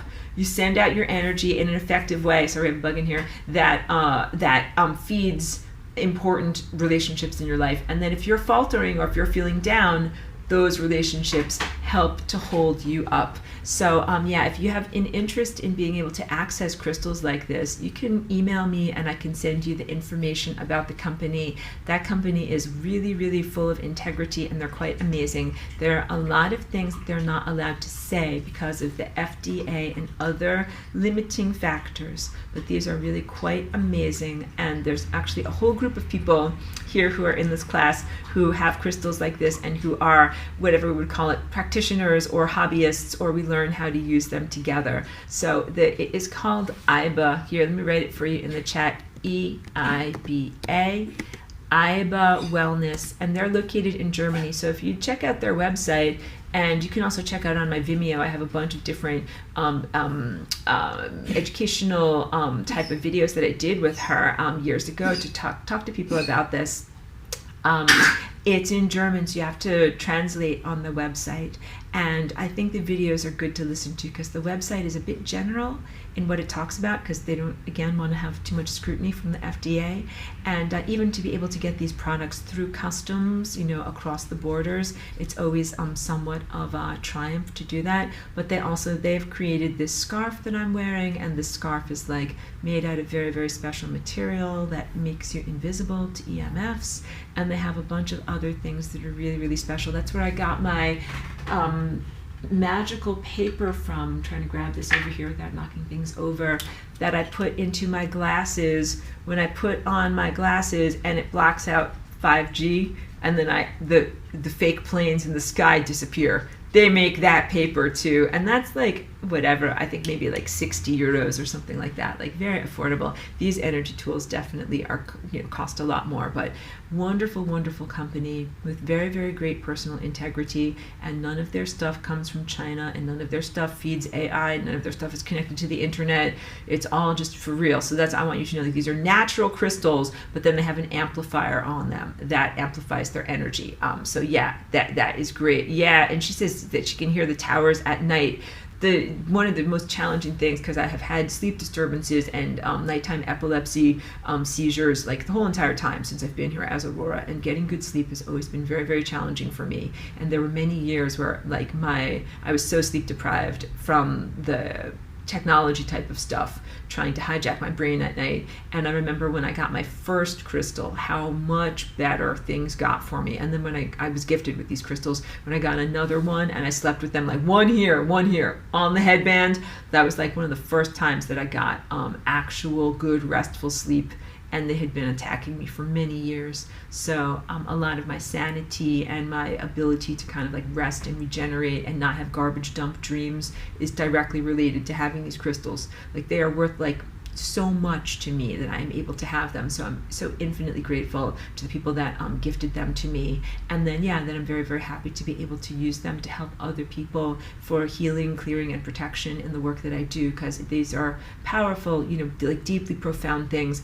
And also, like, on the topic of ascension, although I'm non-transhumanist and I believe very much in natural things, I don't want you to be like only natural birth. Like how when women are laboring in giving birth and they're like, nope, no drugs, no this, no that. And I'm like, girl, I love you, but take whatever is going to make your life easier. I know, like, not everybody wants to take a drug or whatever, but I just want you to know that in ascension, not that I'm encouraging you to take drugs, but please use whatever tools or substances help you to clear out the stuff that's not supposed to be here, the stuff that's on the bad notepad over here. whatever helps you to clear this out. There were a couple of years when I was really heavily inundated by this stuff, and I couldn't even like remember myself and remember divinity and flying rainbow lasagna. It was a very, very difficult time. And what helped me was methylene blue and one of those little zapping new skin, new derma wands, and I would zap and I would take methylene blue, and I had to detox the stuff out of my body. And then once I did that and I got more energy internally, then I was able to do it more with my own psychic powers. But these types of tools that help to clear and protect your body and your environment are so helpful. You won't become addicted to them. You can use help to be able to get you up into the point where you are fully operational as an ascended master, and then you can kick ass without any of this stuff. Let me drink a little bit more. And Caroline says, will shungite substitute until you can get some gallium arsenide? No, it's not the same. Sorry. Hold on one moment. Shungite is excellent and great for passive shielding. So I actually have shungite right next to my computer here, and I usually put my water on top of it, and you can get, this is like $20, you can get a brick like this. You can put it next to your router. I love that my head is glowing again. You can put this on top of your phone. When I put this on top of my phone, it's like my phone disappears, and sometimes I forget where my phone is, and then I'm looking for my phone and I'm like, where is the stupid phone? And then I'm like, oh, I put it underneath shungite, that's why I can't find it. So it's really, really effective, but it is passive shielding. That means that it doesn't respond to what the telecommunication signals are doing in the moment, because the telecommunication signals triangulate on who you are and where you are. And so it's always changing. And the frequencies that they use to target targeted individuals are also always changing. So these things help a lot, because you can tell as we've been together, my head is glowing, they're scanning. They're like, oh, okay, what are they beaming at Aurora right now? And then they calculate the antithesis and they block it out. And then it changes in the next hour and they block it out again. So that's why it's been so effective for me. I get a lot of the kitchen sink thrown at me. They're like, stop ascending. They're telling me to stop ascending. And they throw all this bad stuff at me. So that's why I use all of these things. And I want you to know there are some people that they just don't throw that much stuff at, and they're living relatively placid, normal lives. And each one of you, might be somewhere in between the, totally innocuous person and me with the kitchen sink being thrown at me. So you will have to figure out what works the most for your needs in your environment. For some people, having shungite and organites can be enough. And organites are also great, and you can place them, like I actually have a lot of them in the corners of my home, because I'm here in an apartment building. So I want to create an energetic perimeter that is for my force field, and not the neighbors, and not these other people, and not their TVs and whatever. So the organite and shungite can be really great for creating that protective force field, and can be very good for like something that you carry with you or wear, and maybe when you're going to your office or something like that. But like if you work in an office where it's lots and lots of EMFs and stuff, you might want to get an EMF protective scarf or something like this that comes between you and the computer. And it also depends a lot on how in control you are of your environment. So here in an apartment building, you can have all these other Wi-Fis around. So I'm like, I got to put up some protection. But if you live in your own home with no neighbors around for many miles, then you can just choose.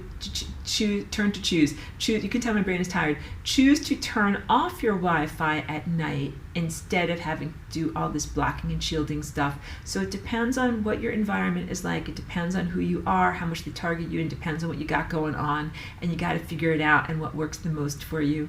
That's my best answer. So you guys can tell my brain is tired and my voice is tired, so I think I have to wrap it up for right now. But I will really encourage you, read through the notes that I sent, because I think that they are still valid, but also I wanted to make sure that you knew Ascended Master talking and chatting right now is really on hold, because I haven't been able to talk with the other Ascended Masters for a really long time since they turned on all this frequency garbage crapola here very, very difficult to be able to connect with my family of coherent light.